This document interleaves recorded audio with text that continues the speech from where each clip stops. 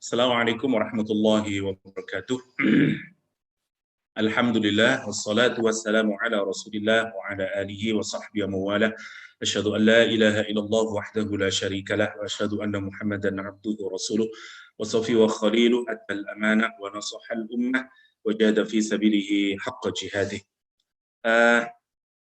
Tuan-tuan yang dirahmati Allah Subhanahu wa taala, kita insyaallah akan mengkaji salah satu nama Allah yang indah, yaitu Al-Jamil, most beautiful.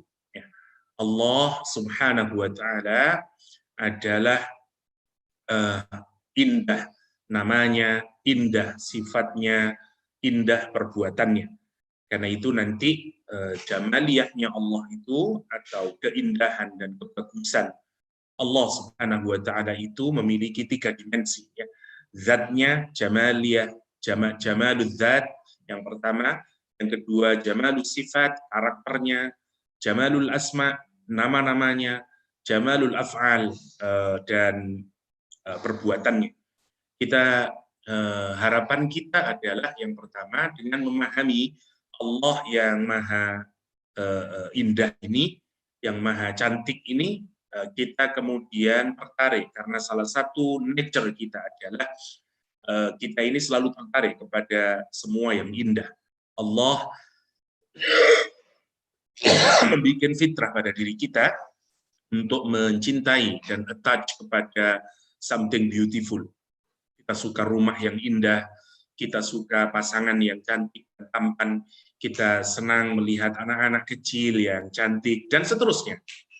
Jadi semestinya semuanya itu mengarahkan kita kepada sumber segala keindahan dan kecantikan Allah Subhanahu wa taala. Oke. Nama Allah Al-Jamil itu tidak terdapat dalam Al-Qur'anul Karim, tapi dia terdapat dalam hadis Rasulullah Shallallahu alaihi wasallam yang akan nanti kita diskusikan, ya. Jadi Allah itu Jamil, perfect, most beautiful, yang pertama dalam zatnya, in his essence, dalam sifatnya, in his attribute, and his action. Ya, ada 3. Kita agak cepat saja biar masuk ke materi kita. Ada 3 maknanya kalau secara bahasa. Yang pertama maknanya to be beautiful, gracious, and good. Ini makna yang pertama, yang nanti turunannya jadi kata Al-Jamil. Ya, jadi akar kata jim, mim, lam itu memiliki 3 makna. Yang pertama indah, ya, menjadi indah, menjadi cantik, menjadi bagus. Itu namanya semua kata yang terdiri dari jim, mim, lam, yang pertama. Yang kedua, to be all at once, maknanya menjadi mengumpulkan. Dari situ nanti muncul kata jumlah, misalnya. Sudah masuk ke dalam bahasa kita, 1 tambah 1 jumlahnya berapa, misalnya. Sudah masuk menjadi jumlah, ya. Sesuatu yang kemudian dikumpulkan namanya jumlah, ya. Jumlatan wahidah, kata Al-Quran, juga berasal dari kata yang sama, ya. Jadi ada, itu maknanya to be all at once. Yang ketiga maknanya dirujukan kepada unta, ya, karena nanti ada Jamal yang tidak panjang bacanya, Jamal, bukan Jamal, tapi Jamal adalah camel. Ya. Oke. Jadi kita mendapati 3 makna itu, ya. Jadi indah atau cantik atau bagus, terus to be all at once, and camel. Oke. Jadi misalnya Jamalul Zat, nanti lebih detailnya kita diskusikan di belakang ayatnya, hanya sekedar untuk pengantar dulu. Jadi yang pertama kita akan melihat keindahan esensinya Allah SWT. Tidak ada satupun makhluk, hatta Jibril, hatta Rasulullah SAW, yang mengetahui zatnya Allah Subhanahu wa taala. Rasulullah SAW menyatakan, hijabuhun nur, lau kasyafahu la ahraqa subuhat wajhihi mantaha ilaihi basaruhu min khalqih, kata Rasulullah SAW. Ya, hijabnya adalah cahaya, yang itu kita tidak bisa. Kalaulah kemudian cahaya itu dibuka, la ahraqa, nanti akan terbakar semuanya. Ya. Masya Allah, kalau kita semua creation, semua ciptaan Allah Subhanahu wa Ta'ala. Nanti memang kita dikasih karunia yang sangat terbesar, bahkan yang disebut dengan liqa Allah atau ru'yatullah, melihat Allah Subhanahu wa Ta'ala. Tapi nanti di yaumul kiamah, saat orang-orang ahli surga diberikan nikmat paling puncak, yaitu keindahan memandang wajah Allah Subhanahu wa Ta'ala. Tapi sekali lagi, tidak akan ada makhluk yang mampu mengetahui esensinya Allah Subhanahu wa Ta'ala atau zatnya Allah Subhanahu wa Ta'ala. Yang kedua, dimensi yang kedua dari keindahan Allah Subhanahu wa Ta'ala adalah jamalus sifat atau al-asma wa sifat, ya, keindahan dari nama dan karakternya Allah Subhanahu wa Ta'ala. Walillahil asmaul husna, kata Al-Qur'anul Karim, dan hanya milik Allah al-asma, nama-nama, ya, yang indah itu miliknya siapa? Allah Subhanahu wa Ta'ala. Ya, karena nama juga nanti mengandung sifat, ya. Kita sudah mendiskusikan apa bedanya asma wa sifat. Oke. Yang terakhir, jamalul af'al, ya, atau keindahan dari perbuatan Allah Subhanahu wa Ta'ala. Semua yang dilakukan oleh Allah Subhanahu wa Ta'ala yang nanti mewujud dalam bentuk ciptaannya ini atau makhluknya, creation of Allah Subhanahu wa Ta'ala, qada dan takdirnya Allah Subhanahu wa Ta'ala, semuanya indah. Dan itu nanti yang harus menjadi kesadaran kita setelah kita memahami nama Allah Al-Jamil. Allah Subhanahu wa Ta'ala menyatakan wa tammat kalimatu rabbika sidqan wa adla la mubaddila li kalimatih wa huwas samiul alim. Ya. Jadi kalimatnya Allah, ya, itu sempurna, ya. Ketentuannya Allah, ciptaannya Allah Subhanahu wa Ta'ala sempurna. Itu bahasan besarnya. Dan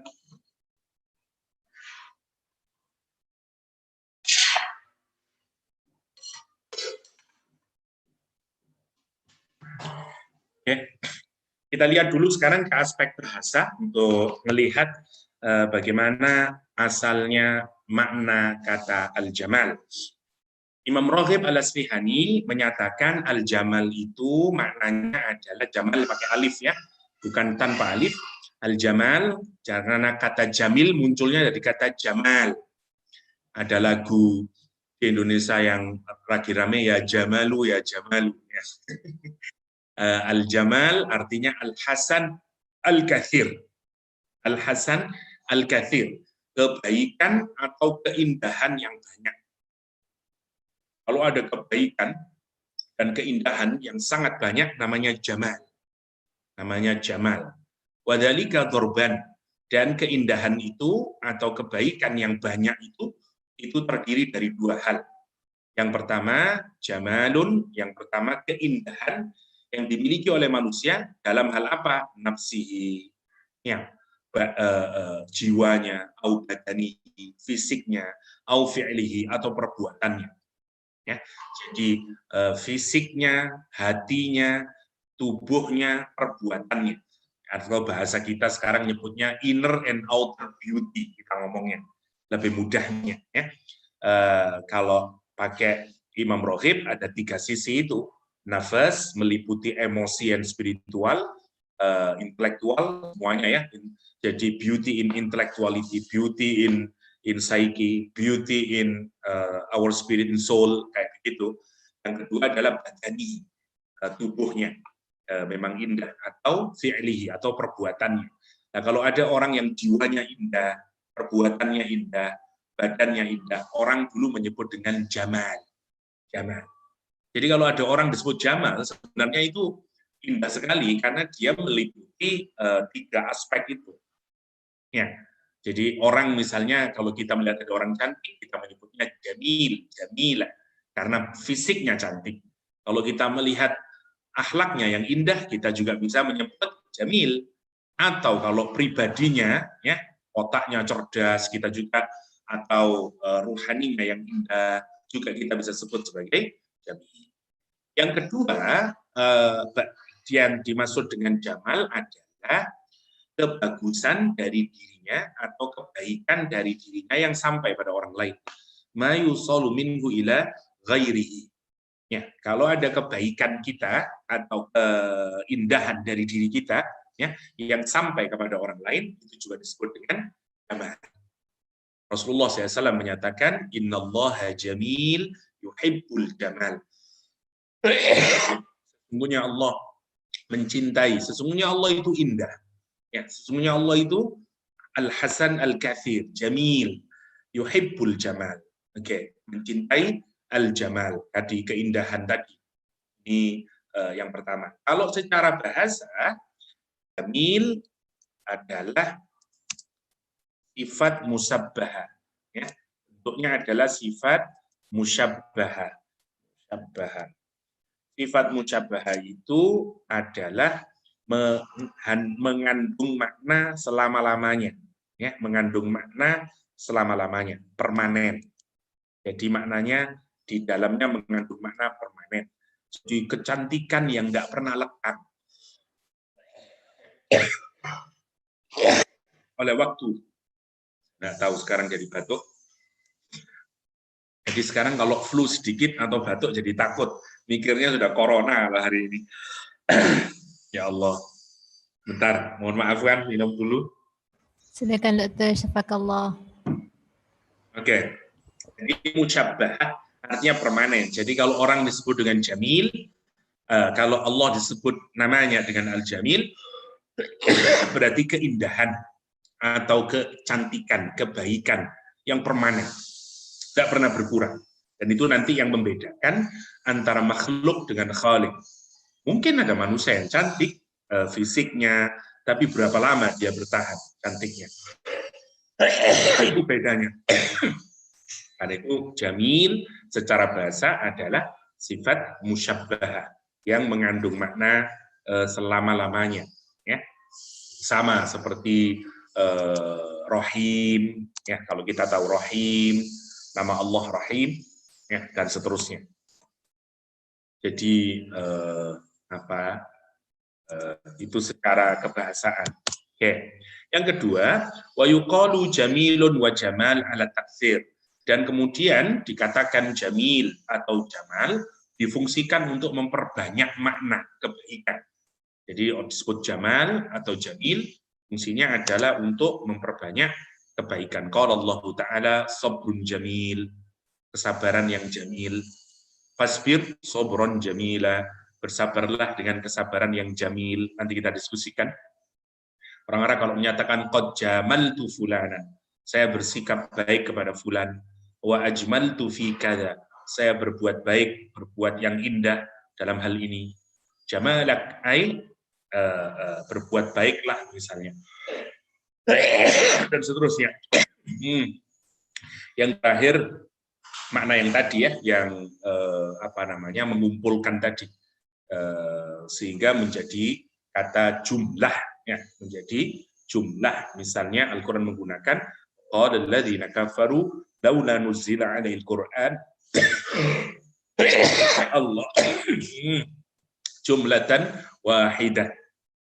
Dan berkata orang-orang kafir kepada Rasulullah sallallahu alaihi wasallam, laula nuzila 'alaihil Qur'an. Ya, kalaulah kenapa Allah kok tidak menurunkan Al-Qur'an jumlatan wahidah. Ya, sekaligus, sebagai satu kitab yang turun dari langit sekaligus. Ya, itu kata jumlah tadi, kata yang dikumpulkan. Ya. All at one, semuanya, to be all at one. Ya. Ada kata mujmal yang juga sering kita dapati. Mujmal adalah karena dia masih tidak terperinci, sesuatu yang tidak perinci karena sesuatu yang utuh, ya, all at one, itu namanya mujmal. Kalimat yang mujmal itu butuh dijelaskan, didetailkan. Ya. Contoh misalnya kalimat yang mujmal itu, misalnya kalau dalam hadis misalnya la imana, misalnya ini disebut dengan kalimat yang mujmal. Misalnya la imana, misalnya liman la amanatalah, misalnya. Oke. Tidak ada iman bagi orang yang tidak ada amanah. Nah, kalimat la imana namanya mujmal. Nah, dia butuh dijelaskan, butuh perincian. Para ulama kemudian menafsirkan, misalnya begini, la-nya menjadi la menjadi tidak sempurna, menjadi dijelaskan tidak sempurna, misalnya begitu. Jadi la imana, tidak sempurna iman seseorang. Jadi kalimat yang itu disebut dengan mujmal, ya, kalimat mujmal. Ya. Ini sebagai contoh saja penjelasannya. Atau tidak sah, ada menafsiri misalnya tidak sah atau tidak sempurna. Jadi la imana bisa diartikan tidak sah iman seseorang atau tidak sempurna iman seseorang. Itu cara memerinci kalam yang sifatnya mujmal. Oke. Wal jamal yuqalu lil ba'ir idza bazala. Jamal itu digunakan untuk merujuk kepada unta yang sudah bisa berbicara. Maksudnya bisa, bukan berbicara dalam artian kita ya, takut kita kalau bisa berbicara. Unta setelah usia 4 tahun lebih, 5 tahun, namanya jamal. Ya. Seperti Quran menggunakan hatta yalijal jamalu fi sammil khiyat, sampai unta masuk ke lubang jarum. Ya. Unta umur 5 tahun masuk ke lubang jarum, tidak mungkin. Ya. Al-Quran menggambarkan nanti tidak mungkinnya orang untuk masuk ke dalam surganya Allah Subhanahu wa taala, digambarkan dengan sambil khiyat. Oke. Ada juga nanti kata jimalatun sufra. Oke. Sekarang kita lihat, saya ingin, ini sebenarnya tidak terlalu relevan, tapi menurut saya penting juga kalau kita kaitkan dengan nama Allah Al-Jamil. Sebelum nanti kita lihat ya. Sebentar saya ngambil mouse-nya.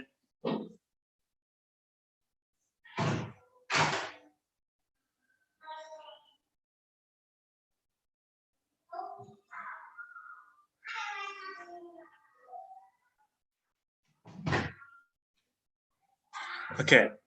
Salah satu keindahan Allah Subhanahu wa taala adalah ucapannya, kalamnya. Karena tentu saja semua yang berkaitan dengan Allah Subhanahu wa taala pastilah akan menjadi yang paling terindah dan paling terbaik. Ucapannya, perbuatannya, dan seterusnya, ya, kalamnya. Kita melihat salah satu keindahan Al-Qur'an dari yang merupakan kalamullah adalah di dalam menggunakan kata unta, di mana Al-Quran sangat precise untuk memilih kata. Sebagian riwayat menuturkan bahwa ada lebih dari ribuan kata sebenarnya orang Arab menggunakan untuk merujuk unta.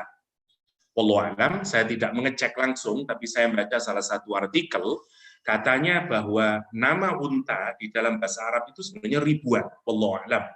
Tapi kalau kita lihat di Al-Quran, sepanjang saya cari-cari tadi ya, itu setidaknya kita akan mendapati unta itu ada 11 di dalam Al-Quran, 12 dalam Al-Quranul Karim. Dan kita lihat, maksud saya, kita ini sekarang hendak melihat keindahan Allah SWT.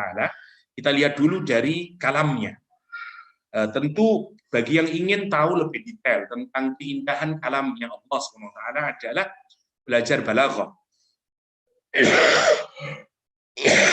Saya tidak tahu Kak Hab sudah pernah bikin kos atau short kos tentang balaghah Al-Quran atau belum. Saya kira itu juga penting untuk mengkajinya, ya. Jadi memahami balaghah di dalam Al-Quranul Karim. Ada beberapa kitab yang cukup memudahkan.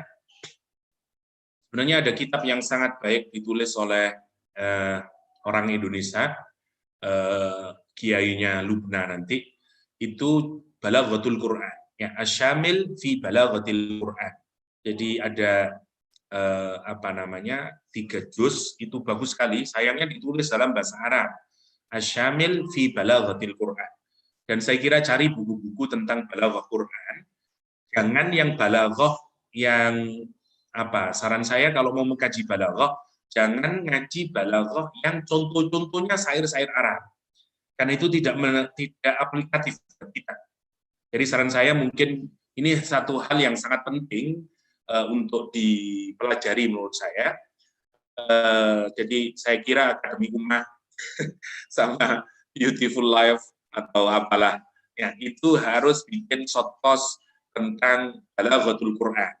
yang contoh-contohnya nanti misalnya kalau bicara tentang musyakalah, bicara tentang isti'arah, bicara tentang macam-macamnya, jinas dan seterusnya, itu contoh-contohnya harus Quran.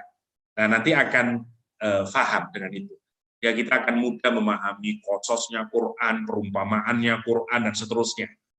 Jadi saya kira kita untuk model seperti Akademi Ummah itu, saya kira karena memang sudah lama sebenarnya mengkaji, jadi jangan hanya produknya saja. Saya kira tool-toolnya sudah harus dipelajari. Ya. Balaghatul Quran saya kira is a must. Oke.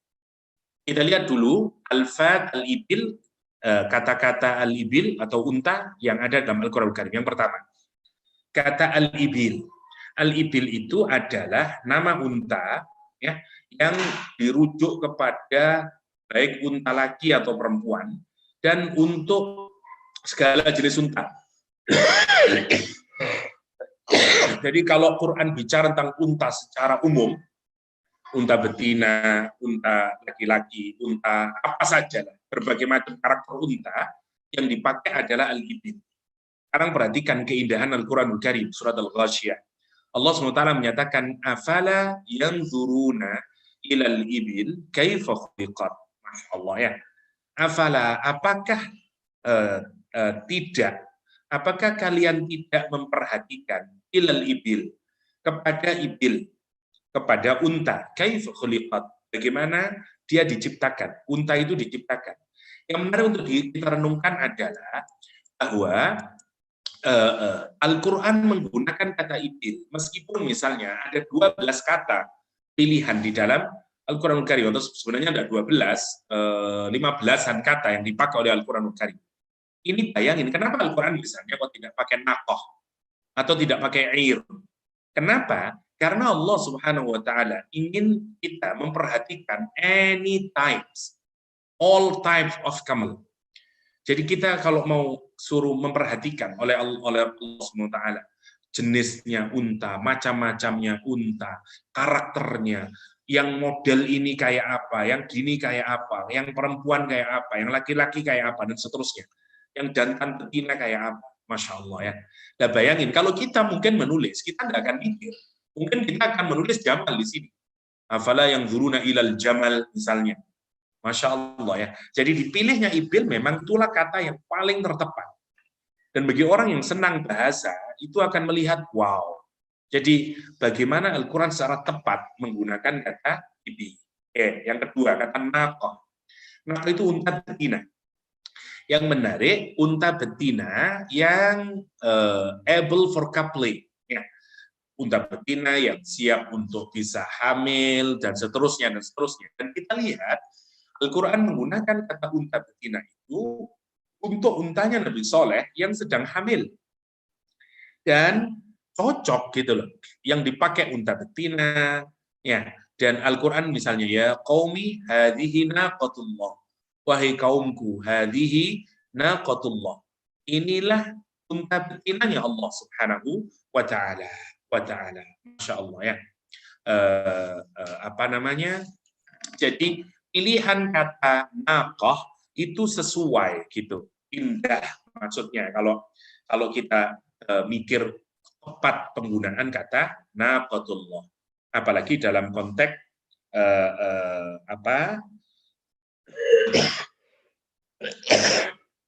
mukjizat Nabi Saleh. Kita semuanya tahu ya, sebenarnya kan yang dimaui oleh umatnya Nabi Saleh itu adalah agar Nabi Saleh bisa mengeluarkan unta dari rock atau dari sokhra, ya, dari batu yang sangat besar. Dan Nabi Saleh kemudian memohon kepada Allah dan keluarlah unta. Sekarang kalau kita pikirkan, kenapa unta betina? Karena memang harapannya kalau kita pikirkan, itu unta itu, mukjizat itu, harapannya agar mukjizat itu ketika hadir mampu membuat orang-orang atau umatnya Nabi Soleh itu menjadi terbelalak hatinya dan kemudian menerima beriman kepada Nabi Soleh. Nah, pilihan unta betina itu itulah yang paling dekat ke hati mereka. Karena nanti unta betinanya itu yang memberikan air susu kepada dia makan darinya, dan seterusnya.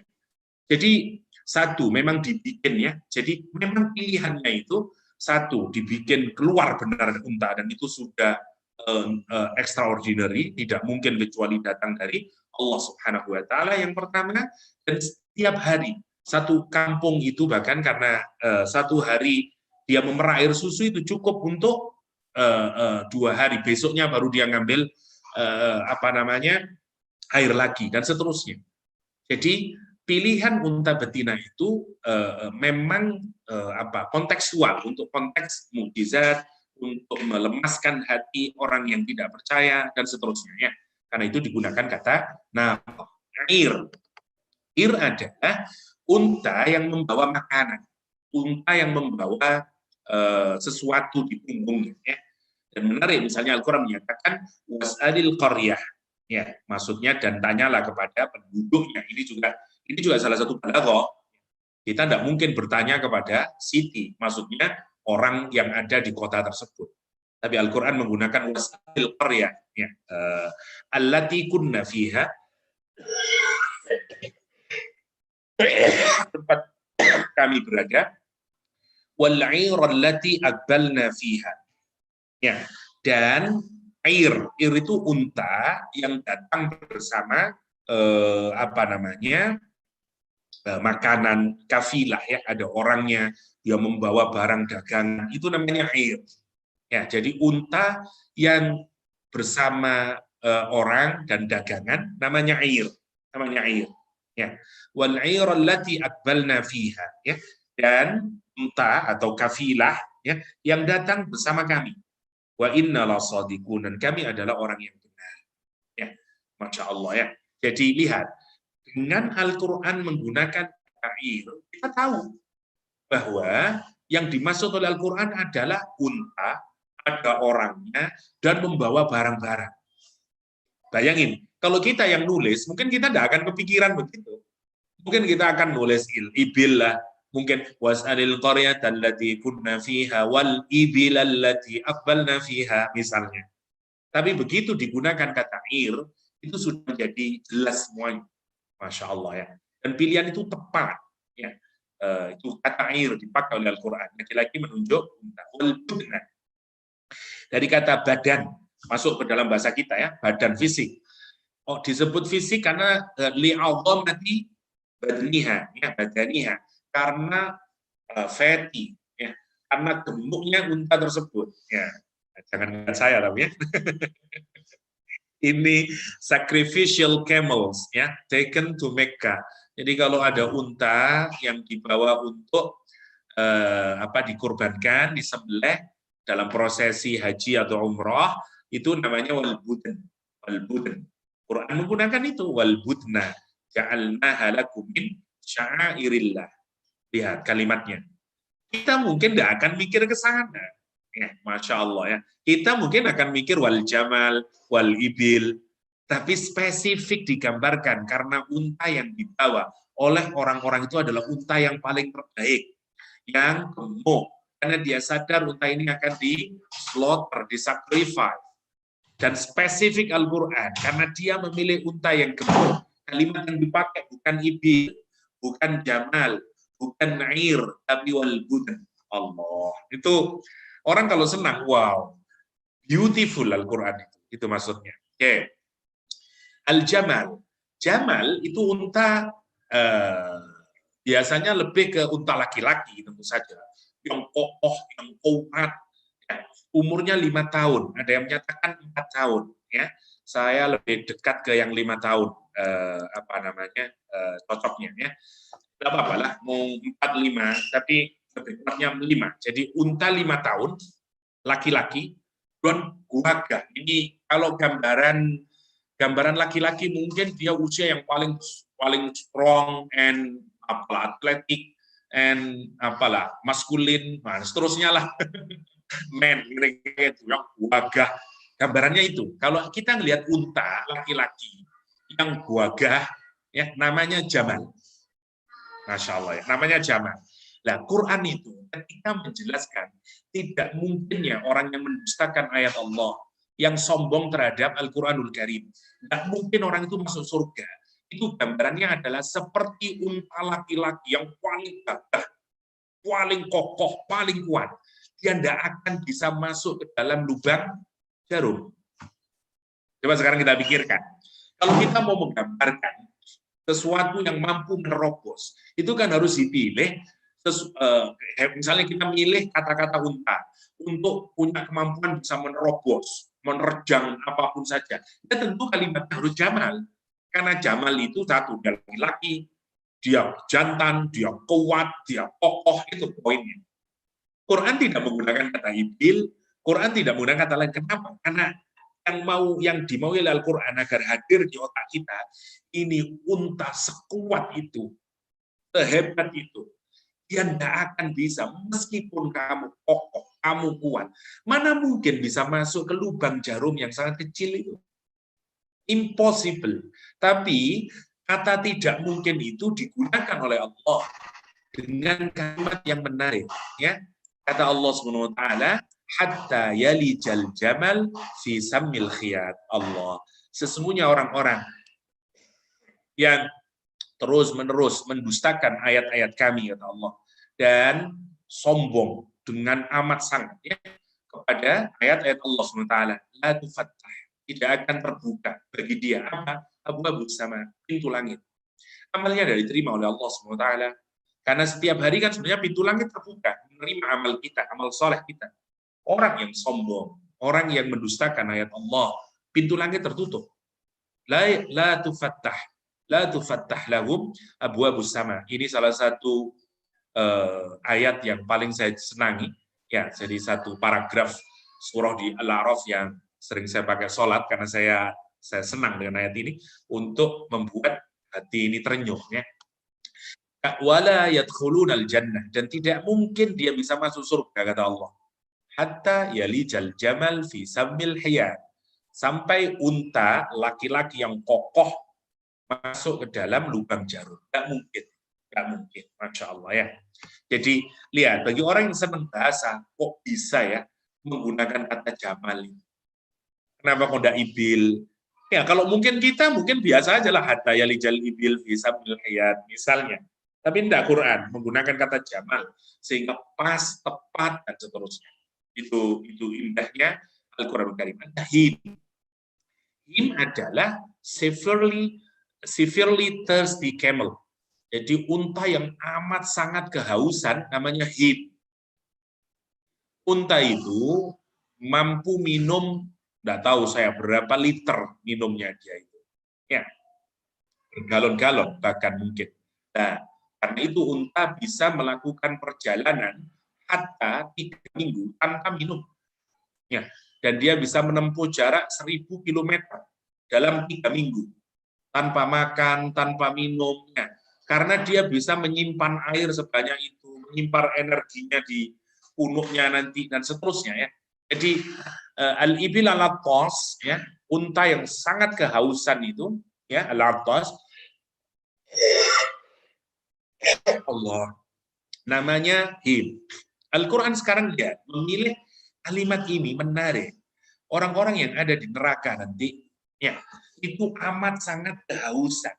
Dan Allah ingin menggambarkan secara figuratif di dalam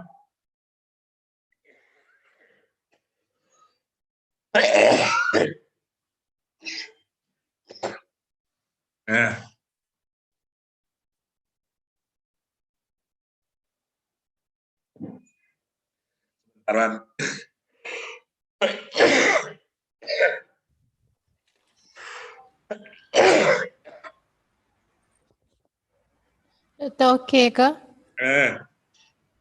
Bentar. Doktor. Doktor tak sihat ni. Haa. Doktor hold dulu lah doktor. Doktor rehat lah. Saya kalau batuk selalu gitu kan. Bentar.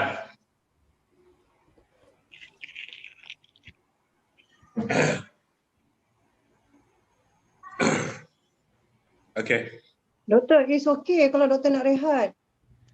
Coba dulu nanti kalau Nanti kita boleh sambung pada waktu lain. batuknya parah, oke kita stop. mungkin agak pelan biar nggak terlalu. Saya kalau batuk begitu nggak tahu. Seingat saya setelah second Hajj itu begitu kemudian karena terlalu banyak minum obat dulu ceritanya. Wallahu alam. Oke. Jadi penggunaan kata hin kita Allah itu mau agar ketika kita melihat gambaran dari orang yang masuk neraka itu benar-benar masuk di dalam pemahaman kita. Jadi kalau kita melihat unta yang kehausan terus minum itu gila, ya. Dia bisa minum bergalon-galon air. Dan orang yang nanti masuk neraka itu dia amat sangat kehausan dan dia mencari air. Masalahnya tidak ada air yang bisa dia minum kecuali air yang sangat panas. Dan gambaran kehausan orang yang masuk neraka itu digambarkan seperti unta yang sedang kehausan. Allah menyatakan fasyaribuna syurbal hin. Maka mereka minum seperti minumnya unta yang sedang kehausan. Lihat, Quran tidak menyatakan fasyaribuna syurbal ibil atau fasyaribuna syurbal jamal. Kenapa? Karena kalau dipilih kata ibil atau jamal itu tidak terlalu powerful dalam mengungkapkan gambaran figuratifnya.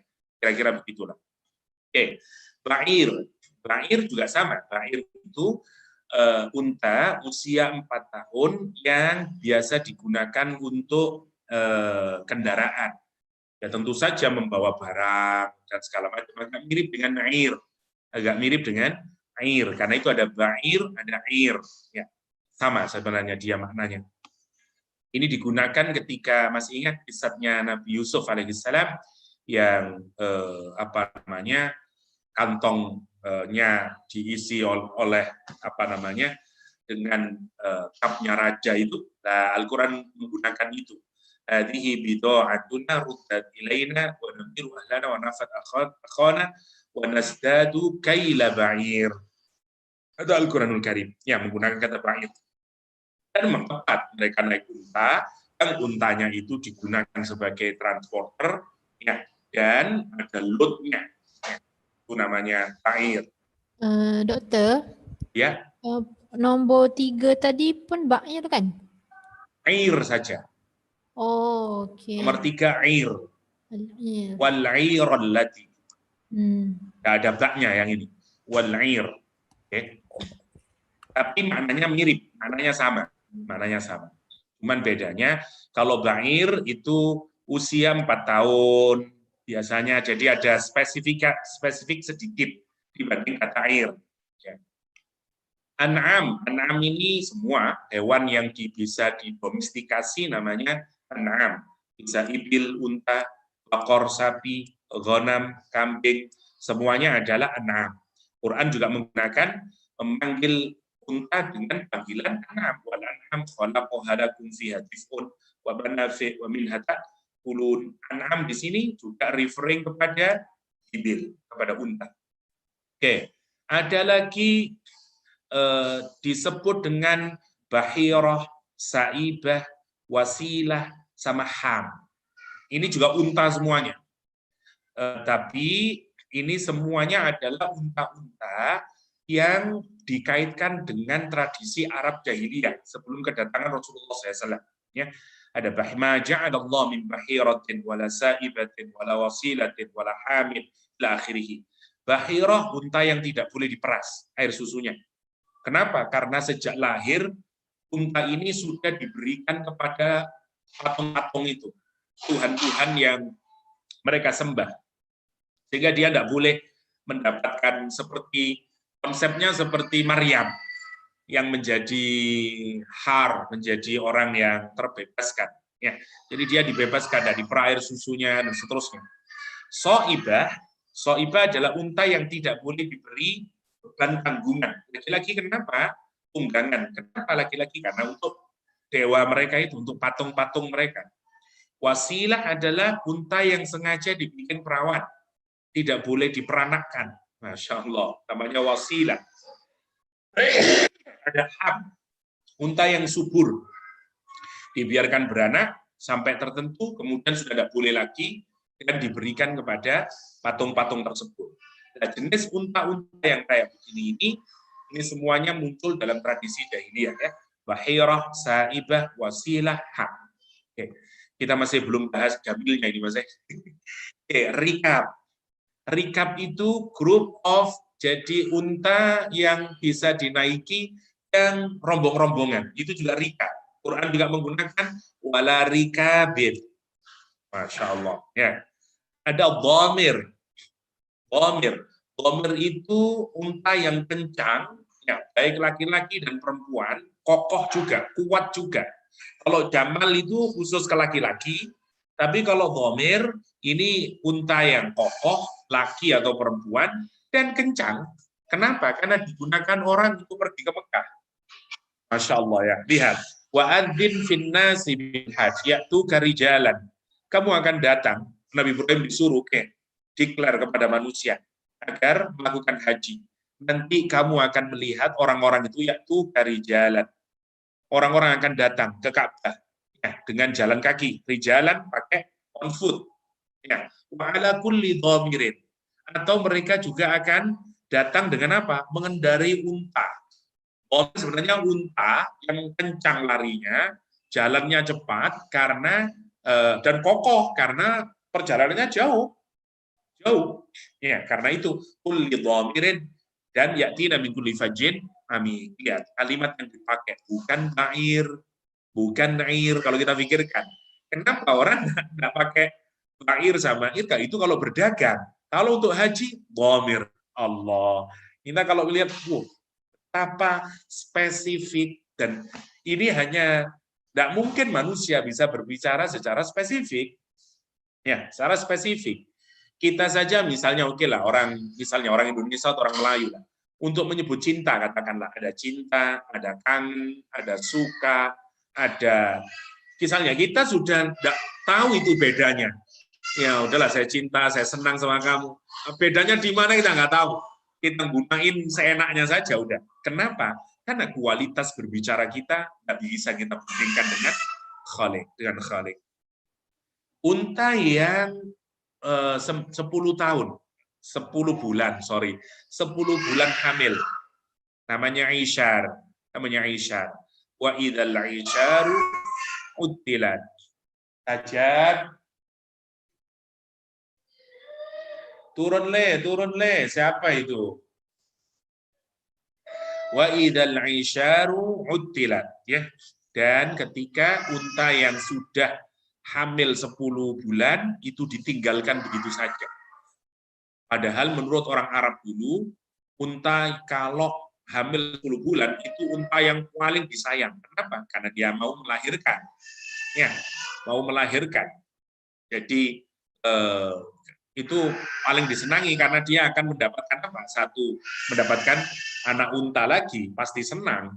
Dan itu nanti kalau yaumul kiamah, hatta properti yang paling mahal pun, bisnis yang lega, sedang mekar-mekarnya, ditinggalin oleh manusia. Untuk konteks kita hari ini. Wa idzal isyaru uttilat. Sajad. Oke, sorry ya. Oke. Tadi itu adalah keindahan dari sisi asma'nya, dari kalamnya Allah Subhanahu wa taala. Sebenarnya kalau kita bicara panjang banyak ya, apalagi kalau kita melihat saya kira apa yang dilakukan oleh Ustaz Nukman, saya tapi ngikuti 1-2 kali kayaknya. Karena saya sudah baca buku itu, yang kemarin waktu Ramadan kayaknya bukunya Syekh Fadil Shalih As-Samirai yang dikaji. Lah itu juga salah satu cara kita mengkaji balaghah yang bagus ya. Itu bisa dirujuk untuk menunjukkan kekaguman kita kepada kalamullah. Sekarang kita lihat dari perbuatannya Allah SWT. Kita kalau melihat unta ini, Masya Allah ya, kita lihat dari kakinya ini. Unta itu kakinya cuman jari kakinya cuma 2. Dan dibikin tebal, sehingga dengan 2 jari itu, ya, akhirnya dia tidak bisa masuk ke pasir.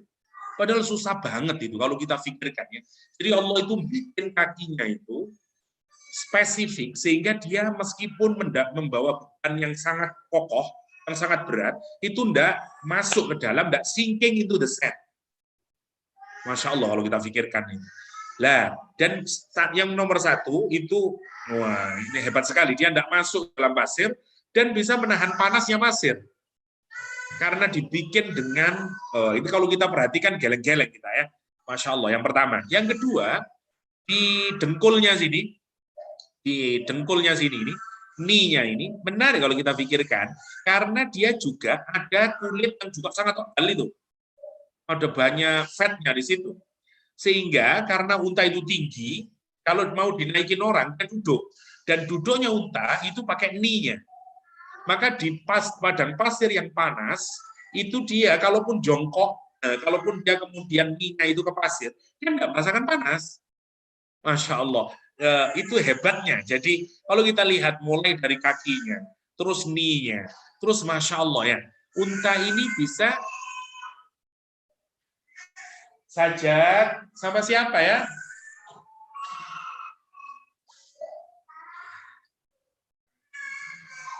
Sebentar.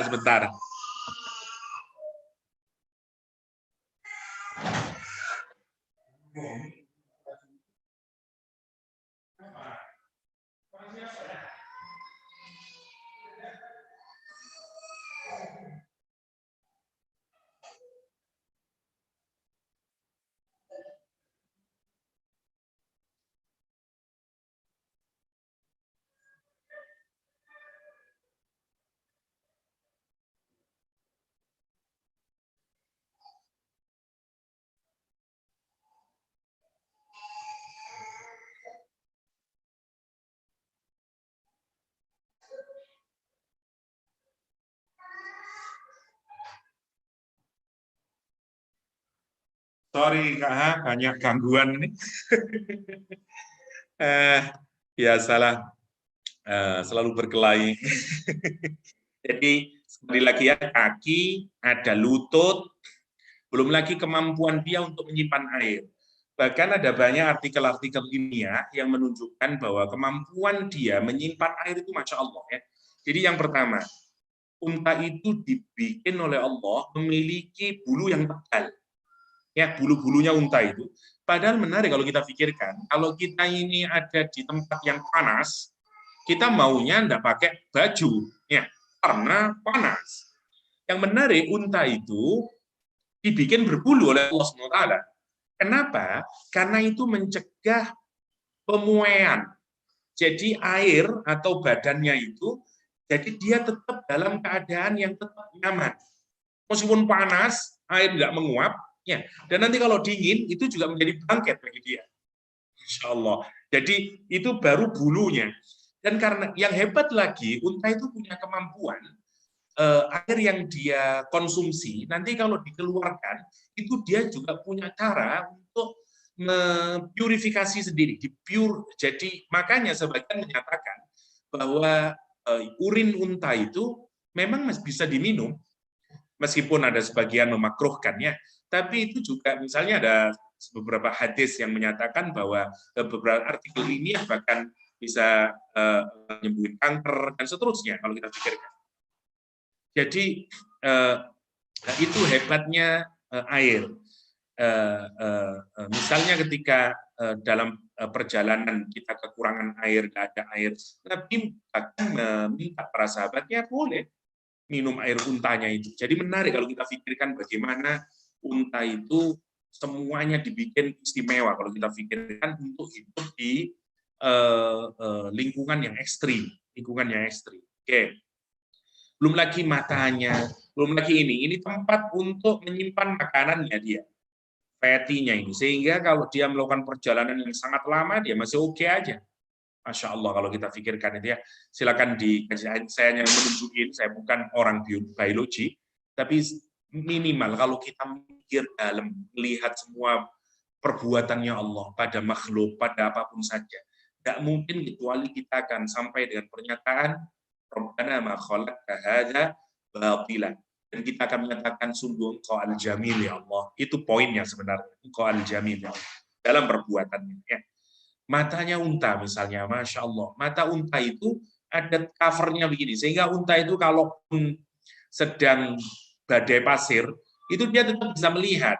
Satu lagi bulunya itu seperti sisir, ya, yang nanti bisa menutup begini, sehingga kalau ada pasir dia bisa kayak mobil kita ada apa namanya itu wipersnya, menarik unta itu bisa begitu itu. Dan kalau lagi badai pasir, dia bisa menggunakan lapisannya ini, lapisan di matanya itu, ya, yang itu bisa, makanya dia tetap bisa melihat kalaupun ada badai pasir. Mungkin kita kalau melihat itu, subhanallah, kalau kita pikirkan ya, betapa indahnya eyelidnya itu menariknya unta. Karena itu Rasulullah Shallallahu Alaihi Wasallam menariknya dalam hadis. Abdullah bin Ja'far menceritakan dia pernah dibonceng oleh Rasulullah SAW suatu hari, dan kemudian Rasul membisikkan kepada dia satu cerita, satu perkataan yang kata Abdullah bin Ja'far, saya tidak akan menceritakan pada seseorang pun. Dan aku mencintai apa yang sesuatu yang memang aku sembunyikan dari Rasulullah SAW. Ya. Terus kata dia, Rasulullah itu paling mencintai kalau Nabi itu hendak buang hajat, katakanlah ya, tempat yang paling Nabi senangi untuk menutupi dirinya adalah gundukan yang tinggi, kalau ada gundukan tanah yang tinggi, atau kebun kurma atau ke kebun kurma ya, yang lebat. Dan suatu hari Rasulullah itu masuk ke satu kebun kurma milik seseorang, milik orang Ansor. Fa'idha jamalun, itu ada unta. Falamma ra'an Nabi Shallallahu Alaihi Wasallam, maka ketika Nabi Muhammad SAW melihat unta tersebut, untanya merengek, nangis untanya. Wadharofat ainah, sampai mengalirkan air mata. Untanya menangis kepada Nabi dan mengalirkan air mata. Fa'atahun Nabi. Nabi kemudian mendatangi unta tersebut. Famasaha difrohu. Nabi kemudian mengusap di bagian belakang telinganya sini. Diusap oleh Nabi Muhammad SAW. Fasakata, maka diam, tidak merengek lagi, tidak menangis lagi. Faqala, dan Nabi kemudian berkata, Man rabbu hadzal jamal? Siapa pemilik unta ini? Liman hadzal jamal? Kata Nabi, siapa yang punya ini? Kemudian faja'a fatan, datang seorang pemuda minal ansar, dari kalangan orang ansar, faqala li, saya ya Rasulullah. Ya Rasulullah. Faqala, dan Rasul kemudian berkata kepada pemuda pemilik unta tersebut, apa kata Rasulullah? Afala tattaqiyallah fi hadhil bahimah allati mallakaka Allah. Tidakkah engkau bertakwa kepada Allah SWT terhadap unta ini? Allah telah menjadikan unta ini milikmu. Fa innahu syaka, sesungguhnya unta ini komplain kepadaku. Annaka tudi'uhu, kamu itu membuat dia lapar, ya, pelit dalam ngasih makanan, wa tud'ibuhu, dan kamu menjadikan dia letih, nyakitin kamu itu kepada dia. Masya Allah ya. Jadi unta, lihat, kita ini kalau melihat perilaku Nabi saja terhadap unta, ini perilaku Nabi loh Mas. Perilakunya makhluknya Allah. Kita Masya Allah betapa halusnya ya Nabi, betapa indahnya akhlak Rasulullah SAW. Bagaimana lagi perilakunya atau perbuatannya? Khaliq Allah, kalau kita pikirkan ya. Rasulullah SAW mengatakan fa'innal mu'min kal jamalil anf haitsu ma qida inqada. Mukmin yang baik itu seperti unta yang ditusuk hidungnya. Kemanapun unta dituntun, ya patuh. Ya, seperti unta yang patuh kepada tuannya. Karena itu mukmin yang baik seperti unta. Oke. Coba kita lihat hanya sekedar untuk kita mikir ya. Sekali lagi saya bukan orang di bidang ini, tapi untuk kita mikirkan, bayangin dalam satu lemon saja kalau kita pikirkan, gimana kok ada vitaminnya segini, mineralnya segini. Kita kalau mikir, ya Allah, how beautiful actionnya Allah SWT itu. Kalau kita pikirkan ya, sekian proteinnya, fatnya segini, karbohidratnya segini, dan setara macamnya. Kalau kita mikirkan itu Allah ya. Kalau kita lihat satu bombay ya, bawang bombay, katakanlah onion ini segini, Masya Allah kalau kita pikirkan. Siapa yang mikir begini? karbohidratnya, fatnya segini, dan seterusnya itu. Dan kalau kita mikir, sini semuanya begini, untuk siapa kalau bukan untuk kita? Dan kita kalau melihat ada satu materi yang kayak begini, nggak mungkin, kecuali kita hanya menyatakan, oh ya Allah, beautiful. Ya, betapa indahnya kalau kita mikirkan itu. Masya Allah ya. Atau kalau kita melihat diri kita ini, bagaimana rumitnya, ya, mulai kita sistem yang ada dalam diri kita, pernafasan kita, segala macamnya. Nah, itu tidak mungkin kecuali kita berakhir dengan perkataan Allah Al-Jamil dalam Jamalul Af'al. Jamalul Af'al. Ya, oke. Sekarang kita mulai masuk ke materinya yang saya ambil terbesarnya dari Syekh Ratib An-Nabulsi. Ya. Dasar namanya Allah Al-Jamil adalah hadis pada Sahih Muslim dari Abdullah bin Mas'ud. Rasulullah SAW menyatakan, la yadkhulul jannah, tidak akan masuk surga. Man fi qalbihi, orang yang di dalam hatinya terdapat mithqalu dzarratin min kibrin. Kalau dalam hatinya ada seberat dzarrah, sebesar biji sawi, sebesar sesuatu yang paling kecil lah. Sebesar seed of apa istilahnya kalau di Arab saya lupa namanya, mustard seed ya, yang warnanya kuning biasanya, mustard seed ya. Saya tidak tahu bahasa Melayunya apa, tidak tahu. Oke, mingkibrin, sebesar itu kesombongan, tidak akan masuk surga, Rasulullah. Qala rajulun, seorang laki-laki bertanya, innar rajula yuhibbu ayyakuna sawbu hasanan, na'luhu hasanatan, kata dia, ya Rasulullah, seseorang itu sangat mencintai itu pakaiannya indah, ya, sandalnya indah, kata ini, karena apakah itu termasuk kesombongan ya Rasulullah? Kalau ada seseorang atau saya ini mencintai berpakaian yang indah, sandal indah, dan seterusnya, ya, sepatu yang indah, Rasulullah SAW menyatakan, innallaha jamilun yuhibbul jamal. Sesungguhnya Allah itu jamil, Allah itu indah, dan mencintai keindahan. Al-kibru batarul haq wa ghamtun nas. Kesombongan adalah batarul haq, menolak kebenaran. Ghamtun nas, dan meremehkan manusia. Jadi ada dua karakter dari kesombongan itu. Satu, batarul haq, menolak kebenaran. Rejecting the truth. Ya, kita tolak kebenaran. Yang kedua, ghamtun nas, meremehkan, merendahkan manusia. Siapa kamu? Nah, itu namanya sombong. Ya. Dalam hadis ini, kalau kita perhatikan, jamil itu, keindahan itu, seakan-akan diopositkan dengan kibru. Al-jamal diopositkan dengan al-kibru. Karena nanti dia memang berhimpitan maknanya itu. Ya. Karena itu untuk memahami keindahan, itu juga penting kita memahami kesombongan. Ya. Karena nanti kalau ada kesombongan, itu tidak menjadi indah lagi. Tidak menjadi indah lagi. Misalnya ya, orang berpakaian yang indah, tapi sombong. Orang tidak melihat itu indah lagi. Ya, orang misalnya menggunakan mobil yang baru, bagus misalnya. Tapi kalau dia itu sombong, tidak menjadi indah lagi, dan seterusnya. Menarik ya.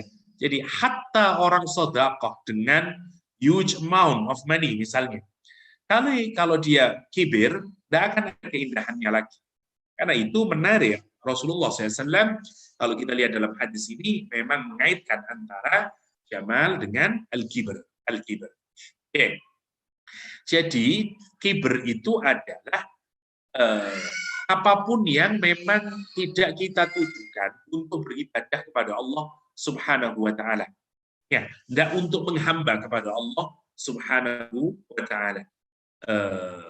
Itu yang menarik untuk kita pikirkan. Karena itu orang yang ujub, orang yang membesarkan dirinya, yang kagum terhadap dirinya, ada keindahan itu. Dan itu adalah manifestasi daripada kesombongan. Manifestasi dari kesombongan. Ya. Rubba maksiatin. Kata para ulama bahkan menyatakan berapa banyak maksiat itu yang mewariskan kepada pelakunya dzullan, mewariskan kehinaan, wangkisaran, mewariskan terpecahnya hati, merasa ya Allah, apa saya ini kok hina sekali di hadapan Allah, merasa diri hina, rendah, pecah hati kita rasanya. Kenapa? Karena maksiat yang telah kita lakukan. Nah, kalau kita melakukan maksiat, misalnya ya, tidak tahulah dulu karena kita lupa atau karena kita lalai, tapi kemudian mewariskan perasaan hina dan perasaan pecah hati, broken heart, misalnya. Karena apa? Karena malu di hadapan Allah SWT. Sesungguhnya, kata para ulama, itu lebih baik. Khairun, dibanding apa? Ketaatan yang mewariskan izzan wastikbaran. Mewariskan izzan, mewariskan kehormatan. Diri merasa terhormat, merendahkan orang kemudian, dan merasa sombong dengan ketaatan itu. Jadi kadang-kadang ketaatan yang melahirkan kesombongan diri, keluhuran diri, ya itu masih lebih baik maksiat yang mewariskan dulan wang kisara. Ya. Kenapa? Karena keindahan itu sesungguhnya adalah ketika kita menghamba kepada Allah Subhanahu wa Ta'ala. Karena itu lidzalikal kibr, karena itu kesombongan itu ya tanaqatu ma'al ubudiyah lillahi ta'ala. Dia pasti bertentangan dengan ubudiyah. Tidak bisa itu. Ya, karena kibir adalah maksiatnya iblis. Maksiatnya iblis. Dia bukan ubudiyah. Dia bukan penghambaan kepada Allah Subhanahu wa Ta'ala. Misalnya mungkin rupanya mungkin ketaatan, membaca Quran, misalnya apapun saja. Tapi kalau dia muncul dari penghambaan kepada selain Allah Subhanahu wa Ta'ala, maka dia tidak berupa ketaatan. Dia bukan merupakan keindahan. Justru dia merupakan kesombongan, itu maksud. Tapi kalaupun sesuatu itu mungkin ya di mata manusia tidak indah, tapi kalau dia muncul sebagai bentuk ubudiyah, ya itu nanti indah, itu nanti indah. Aba wastakbara wa kana minal kafirin. Setan tadi ya menolak dia, mengabaikan dia. Abai mungkin juga berasal dari kata bahasa Arab ya, mengabaikan. Ya. Aba dia mengabaikan, menolak, tidak mau dia dan sombong. Wa kana minal kafirin. Idzalika laisa min sifatil mukmin. Ya, karena itu bukan sifatnya orang mukmin. Apa itu merendahkan saudaranya? Jadi cirinya dua tadi, kesombongan, satu menolak kebenaran, dua meremehkan manusia. Ya, cukuplah kata Rasulullah SAW kejelekan pada seseorang itu kapan? Kalau dia menghina, merendahkan saudaranya sesama muslim. Ya, hasbil mir'il minasyar ayyahkira akhahul muslim. Ya, Masya Allah. Karena itu kalau kita lihat, Nabi itu adalah orang yang paling sangat tawadhu untuk menunjukkan apa ini indahnya penghambaan kepada Allah Subhanahu wa Ta'ala yang mewujud dalam bentuk perilakunya Rasulullah SAW. Ya, dari Abdullah bin Mas'ud, atan Nabi SAW rajulun fakallamahu faja'ala tur'adu fara'isuhu wa qala lahu hawwin 'alaik fa inni lastu bimalikin innama ana ibnu imra'atin ta'kulul qadid. Ya, kata Rasulullah SAW. Ya, ada Rasul mendatangi seseorang fakallamahu, kemudian faja'ala tur'adu fara'isuhu faqala lahu hawwin 'alaik. Ya, ketika dihinain Rasulullah SAW dan segala macamnya, menarik Rasulullah SAW ya minta misalnya ini di mana tadi? Bentar. Ya jalan orang. Oke. Misalnya ketika Rasulullah SAW, ini gambaran dari akhlaknya Nabi yang muncul karena sumber kebaikan itu adalah atau sumber keindahan adalah dari Allah Subhanahu wa Ta'ala. Dan yang paling dapat banyak limpahan keindahan itu adalah Rasulullah SAW. Ya, misalnya digambarkan tawaduknya Rasulullah SAW saat para sahabat bersama Rasulullah SAW dalam satu perjalanan dan mereka hendak makan, ya, kemudian menyembelih kambing. Sahabat satu menyatakan saya yang akan menyembelih, yang satu menyatakan saya yang akan menguliti. Rasulullah SAW kemudian menyatakan, kata Rasulullah, wa alayya jam'ul hatab, saya yang bagian mengumpulkan kayu bakar. Ini kan menarik ya. Kalau kita katakanlah ada mufti les atau mufti manalah ya, ini sedang dalam perjalanan, tidak mungkin lah ya, seorang raja atau seorang apalah tokoh agama ikut serta, tidak mungkin ya. Lihat Nabi tawaduknya, dia tidak mau sahabatnya saja yang melakukan, dan itu kita melihatnya beautiful, kita melihat betapa indahnya akhlaknya Rasulullah Shallallahu Alaihi Wasallam. Saya ingat waktu saya meneliti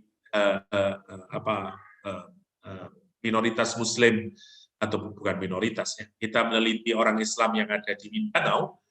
Ketika saya tanya bagaimana responnya kepada Gubernur Mindanao, Nur Miswari, kata dia, orang-orang kita ini pertama jatuh cinta sama Nur Miswari itu. Kenapa? Dulu beliau kalau makan itu sama kami, dia itu mau mencuci piringnya, gitu kata dia. Dan itu yang membuat orang-orang senang. Ya. Meskipun setelah kemudian menjadi Governor of Mindanao, ya, banyak orang yang tidak suka karena korupsi dan seterusnya, akhirnya masuk penjara. Tapi dulu masih masa perjuangan karena dia nyuci piring sendiri, lihat, masya Allah kalau kita pikirkan. Karena itu itu karakter keindahan.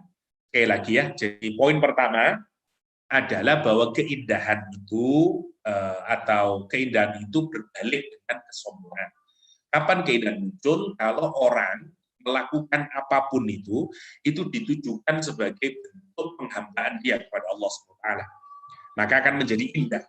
Tetapi kalau orang melakukan apapun saja bukan merupakan realisasi dari hambaannya kepada Allah SWT, nanti akan nampak jadi buruk. Ya. Apalagi kalau munculnya tadi karena basis kesombongan, maka pasti tidak akan melahirkan keindahan. Nah, itu yang harus kita pikirkan, karena Allah itu jamil, Allah menyukai yang jamal. Allah menyukai satu, Allah menyukai keindahan, karena jamal tadi dimensinya ada, tadi kalau kita masih ingat yang Rohim Al-Asfihani, pada diri kita, pada fisik kita, maka orang yang suka pakaian baik, bersih, itu juga dicintai oleh Allah SWT. Yang kedua, yang rohaninya, ahli ibadah, dan perilakunya terutama. Nah, perilaku yang indah itu adalah ketika dikaitkan kepada Allah Subhanahu wa Ta'ala, bukan muncul karena kesombongan. Nah, itu poinnya ya. Yang kedua, poinnya, al-insan, manusia itu memang secara natural mencintai keindahan. Karena itu manusia mencintai kesempurnaan, mencintai keindahan, dan seterusnya. Kita mencintai anak-anak yang masih kecil, yang jamilus surah, ya, dan seterusnya. Ya. Karena itu lihat, ya Daud, ya, ingatkan hamba-hambaku itu dengan perbuatan baik yang telah perbuatan ihsan yang aku berikan kepada mereka. Masya Allah. Fa'innan nufus, karena sesungguhnya jiwa-jiwa itu jubilat ala hubbi man ahsana ilaiha. Pasti dibikin tertarik, terpikat, attached kepada apa? Orang yang berbuat baik kepada dia. Kalau dalam bahasa Jawa ada apa namanya ya? Ada proverb-nya. Saya tidak tahu kalau bahasa Indonesia ya. Jadi orang itu mesti akan tertarik, akan senang kepada perbuatan ihsan. Kalau kita melakukan terus-menerus. Katakanlah kalau saya berbuat baik kepada Wan, misalnya saya bulan ini saya kasih ini, bulan depan saya kasih ini, terus saya kasih, pasti nanti akan senang. Karena apa? Fa'innan nufus jubilat ala hubbi man ahsana ilaiha. Itu kata apa namanya Allah SWT kepada Nabi Daud dalam satu riwayat. Wahai Daud, dzakir ibadi bi ihsani ilaihim. Fa'innan nufus jubilat ala hubbi man ahsana ilaiha. Wahai Daud, ingatkan hamba-hambaku itu dengan kebaikanku kepada mereka yang aku berikan kepada mereka. Aku ciptakan dia, aku kasih nikmat sama dia, ingatin dengan itu.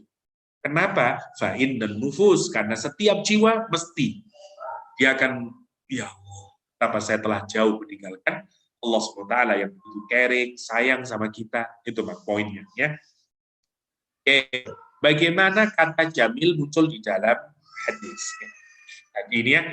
Jadi yang pertama sekarang poinnya, karena poin kita Sekarang kita lihat kata jamil dalam hadis, saya tidak mengulang tadi ya, sama dengan yang tadi. Innallaha jamilun yuhibbul jamal. Hanya lebih lengkap aja hadisnya itu. Saya anggap sama adalah al-jamalul madi wal ma'nawi matlub wa laysa minal kibr. Keindahan atau kebaikan yang bersifat material atau yang bersifat abstrak maknawi itu boleh dicari dan ia bukanlah merupakan kesombongan. Dan ia bukanlah merupakan kesombongan, ya. Kesombongan adalah lawan dari adalah penolakan terhadap kebenaran dan merendahkan manusia. Karena itu lihat sebentar ya. Misalnya kalau kita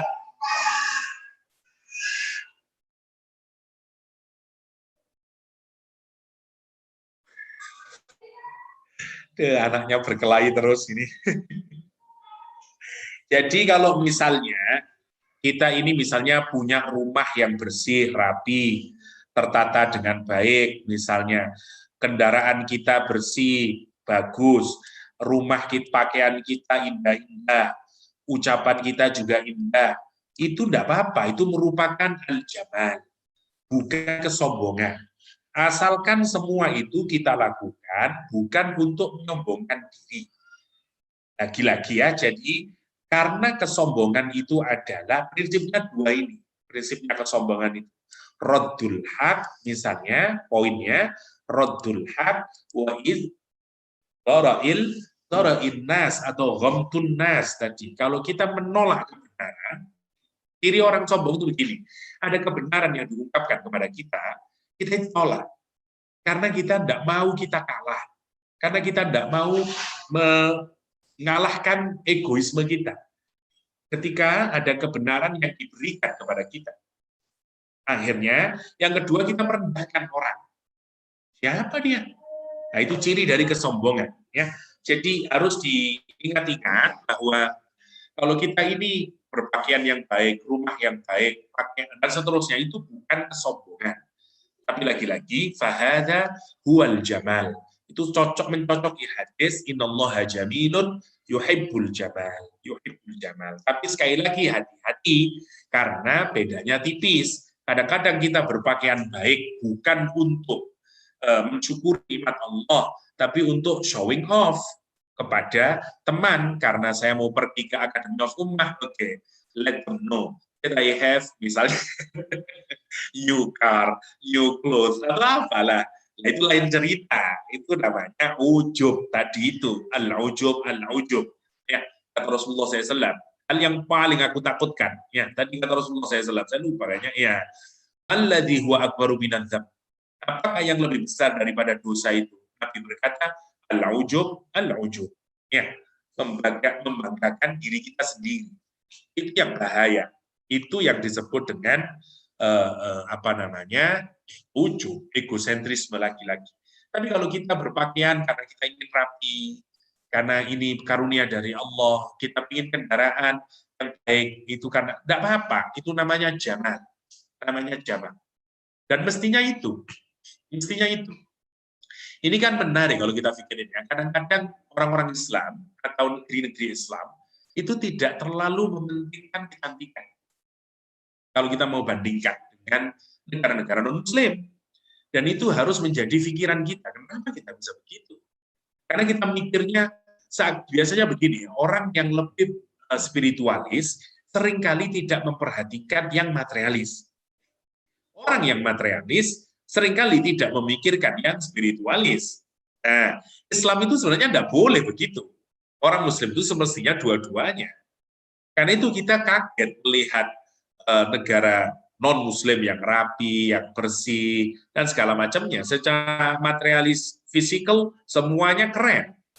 Baru kalau kita menyusuri ruhaninya, kita bisa geleng-geleng kepala. Ya, ada satanic church, misalnya di Amerika, ada para penyembah misalnya Lucifer, misalnya, yang kita heran, gimana ada orang yang bisa kayak begitu? ada LGBT misalnya, dan segala macam, kita bisa geleng-geleng kepala dari aspek spiritual, tapi kalau dari aspek material mengagumkan. Nah, sebaliknya, kalau kita pergi ke Mesir katakanlah, atau ke Mekah sekalipun, kita kan nangis kalau melihat itu, kotoran di mana-mana masih. Ini padahal orang di dekat rumah Allah Subhanahu wa taala, itu kita mikirkan. Apalagi yang pernah umroh, yang pernah haji, ya. Kalau kita ke Mina, apa nangis itu rasanya? Masya Allah, kotoran di mana-mana. Waktu kita bermalam di Mina itu. Ini kan, kalau kita mikir, kita ini sedang beribadah. Bayangin, dan kita buang seenaknya saja itu. Sampah menggunung, sampai baunya, Masya Allah, kalau kita pikirkan. Ini kan menarik kalau kita pikirkan. Ini berkenaan lagi-lagi dengan jamal. Sekali lagi ya, prinsip yang kedua adalah al-jamalul madi wal ma'nawi madlub. Ya, halal untuk kita raih. Ya, keindahan, kecantikan yang bersifat material dan non-material yang maknawi boleh. Harus semuanya, dan itu bukan dari kesombongan. Kita kadang-kadang begitu, dengan alasan tak mau sombong. Ya. Oke. Malas mencuci misalnya, akhirnya tetap pakai. Yang ketiga, la budda lil mu'min ayyakuna jamilan bil ma'na am.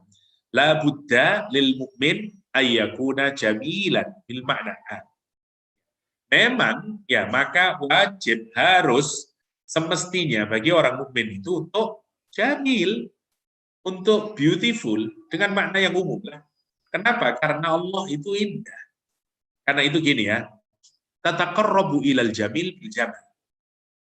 Kita ini kalau ingin mendekati Allah misalnya at-tawwab, maka kita harus rajin bertaubat. Kalau kita ingin, dan seterusnya ya, kalau kita ingin mendekati Allah Ar-Rahim, sayangilah. Kalau kita ingin mendatangi Allah Al-Wadud, kembangkan cinta, dan seterusnya. Maka prinsipnya, kita ini hanya akan bisa mendekat kepada Allah yang Al-Jamil. Dengan cara apa? Al-Jamal. Dengan cara keindahan. Perilaku kita yang indah, ucapan kita yang indah, pakaian kita yang bersih dan indah, dan seterusnya. Karena Nabi menyukai itu. Allah mencintai itu. Innallaha jamil yuhibbul jamal. Tataqarrab ilal rahim rahmah. Ya, kita ini mendekat Allah Ar-Rahim dengan kasih sayang. Kita mendekati Allah Al-Adil misalnya, ya, dengan keadilan dan segala macamnya. Kita mendekati Allah Al-Latif dengan kelembutan. Dan kita mendekati Allah Al-Karim dengan generosity dan seterusnya. Ya, maka karenanya lihat, karenanya kita wajib, ya, harus menjadi jamil. Kenapa? Allah menyatakan fad'uhu biha. Ya, fad'uhu biha. Yang keempat, makna al-jamal. Ayyuhal ikhwal jamil fil lugha ma'na al-jamal wa al-husnu fil khalqi wal akhlaq. Ya. Jadi tadi ya, jamal adalah kebaikan di dalam physical being sama akhlak, ya, sama behavior kita, inner beauty dia. Misalnya ada kisah seorang tabi'in namanya Ahnaf bin Qais. Ya. Ahnaf bin Qais ini menarik kalau kita perhatikan. Salah satu tabi'in yang digambarkan orangnya qasirul qawamah, pendek, asmarul laun, kulitnya jelek juga. Nggak kinclong, nggak shining, nggak glowing, ya. Matanya ini juga agak juling, ya. Terus semuanya lah jelek, ya. Bahkan lihat digambarkan tuh laisa syai' min qafhil manzar, ya. Tidak ada sesuatu pun yang kalau orang melihat itu sebagai kecacatan, kejelekan, ya, illa wa huwa akhidun minhu binasib. Pasti itu si Ahnaf bin Qais punya bagian di situ. Kalau orang misalnya ngelihat rambut itu yang baik adalah, yang jelek adalah yang curly. Dia rambutnya untuk curly. Semua kejelekan itu ada pada Ahnaf bin Qais. Tapi Masya Allah ya, waktu Ahnaf bin Qais, tabi'in ini, datang ke Syria, bertemu dengan khalifah pada saat itu Muawiyah bin Abi Sufyan, dan begitu hadir di depan Muawiyah bin Abi Sufyan, Kata Muawiyah, sesungguhnya aku kalau melihat kamu itu masih sangat marah, kata dia. Karena kalau aku ingat kamu lebih membela Ali bin Abi Thalib dalam perang Siffin, ya, aku itu rasanya masih tidak ridho dengan kamu itu. Katanya Muawiyah kepada Ahnaf bin Qais, karena Ahnaf dulu bela Sayyidina Ali di perang Siffin. Kata Ahnaf, sungguh demi Allah, aku itu kalau melihat kamu juga masih sangat marah. Dan sungguh pedang yang aku gunakan untuk berperang Siffin masih bersamaku sekarang ini. Sungguh kalau engkau melangkah dengan 1 langkah, aku akan melangkah 10 langkah. Kalau kau berjalan kepadaku untuk menyerangku, aku akan lari kepadamu, kata dia. Masya Allah. Dan kemudian dia nasehatin dan dia menyatakan begini, sungguh wahai Muawiyah, kata dia, kalaulah aku kesini ini bukan karena aku ini ingin mengungkapkan amarahku kepadamu, tapi aku kesini ini untuk merekatkan ya hubungan ukhuwah yang rekat di antara kita. Ya, kemudian dia keluar. Istrinya Muawiyah itu kebingungan. Siapa itu orang itu? Wes nggak tampan, ya, dengan seluruh cacatnya. Tapi kok berani-beraninya nasehatin khalifah pada saat itu. Apa komentarnya Muawiyah ya, kepada Ahnaf bin Qais? Dia berkata kepada istrinya, dialah orang, kata dia adalah sayyidu qaumihi. Dia adalah tuan dari kaumnya. Idza ghadaba, kalau dia marah, kata dia, maka akan ada 1.000, mi'atu alfin, ada 100.000 pedang yang juga akan ikut membela dia marah, kata dia. Dan orang-orang itu tidak akan bertanya, kenapa dia marah? Saking apanya nih? Saking dipercayanya, saking disenanginya dia oleh kaumnya. Tapi kalau dia marah, 100 orang, 100.000 orang akan ikut bersama dia, backup dia. Masya Allah. Ini nunjukin apa? Kalau kita mendengar kisah ini, orang yang secara fisik mungkin tidak indah, tapi betapa hebatnya jiwanya, tidak tunduk oleh harta, oleh pangkat, dia berani menyampaikan kebenaran. Satu kata yang hanya bisa kita lihat, indahnya akhlaknya. Itu disebut dengan inner beauty tadi, al-jamal. Al-jamal. Ada lagi misalnya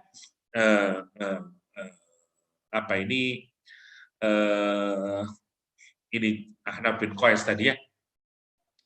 Cerita ketika Ahnaf bin Qais dihadapkan pada Al-Qur'anul Karim ya.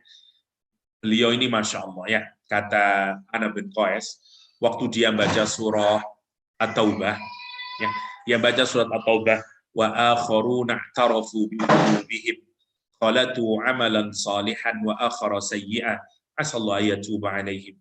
Dan kata ada pula orang-orang lain i'tarafu bi dzunubihim, yang mengakui dosa-dosa mereka, qalatu amalan salihan, dia mencampur antara perbuatan yang baik dan perbuatan jeleknya. Semoga Allah menerima taubat mereka. Apa kata Ahnaf bin Qais? Kayaknya itu mendekati dengan diri saya. Masya Allah ya. Saking indahnya dia. Tabi'in, murid sahabat yang dekat dengan Allah. Kekasihnya Allah SWT. Ahnaf bin Qais. Kalau dia baca Quran, dihadapkan dirinya dengan Quran. Dan dia tadabbur dengan Al-Quran. Kalau dia baca ayat ini, kata dia, ayat ini cocok dengan saya. Padahal mestinya dia ini masuk kelompok mana? As-sabiqun, as-sabiqun. Tapi lihat keindahan jiwanya itu. Ya, jiwanya itu. Falam ajidu nafsi bi syai'in asbahu minni hadhil ayat, kata dia. Ya, aku hadapkan diriku ini. Aradtu nafsi alal Quran.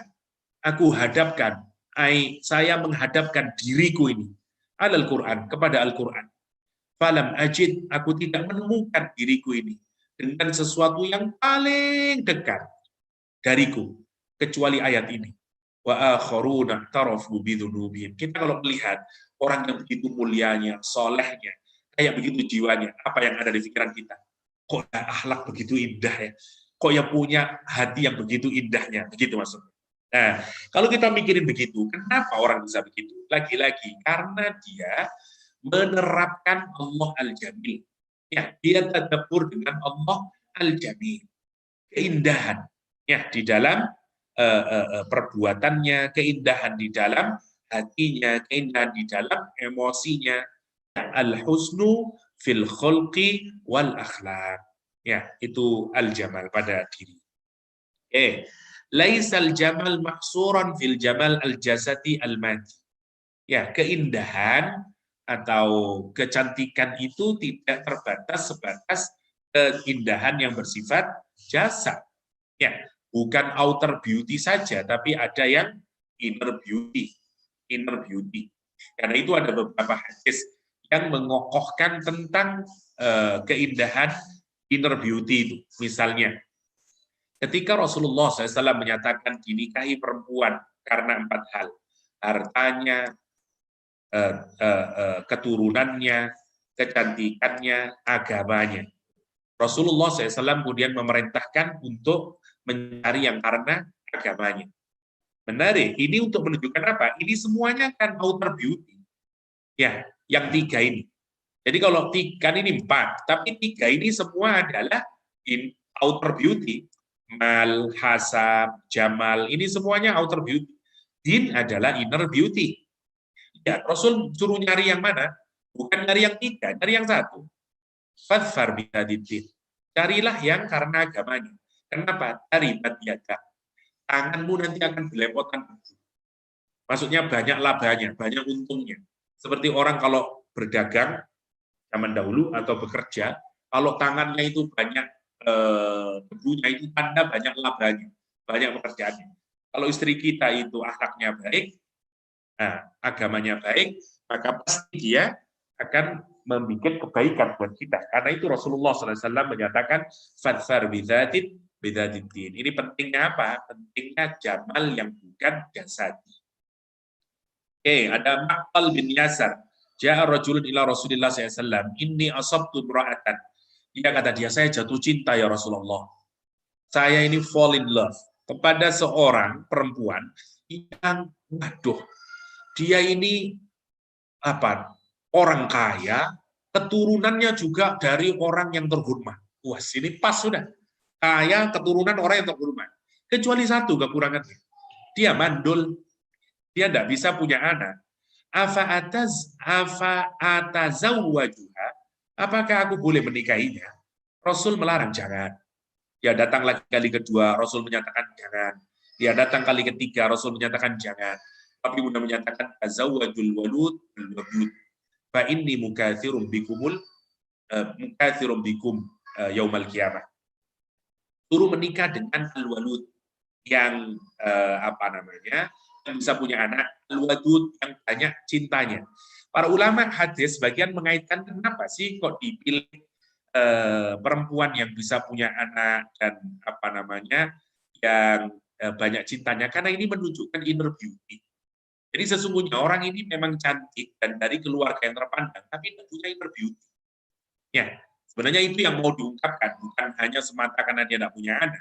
Dan Nabi itu nyuruh, kalau nyari istri itu jangan cari yang karena cantiknya saja atau karena keturunannya orang baik. Cari yang memang dia baik akhlaknya.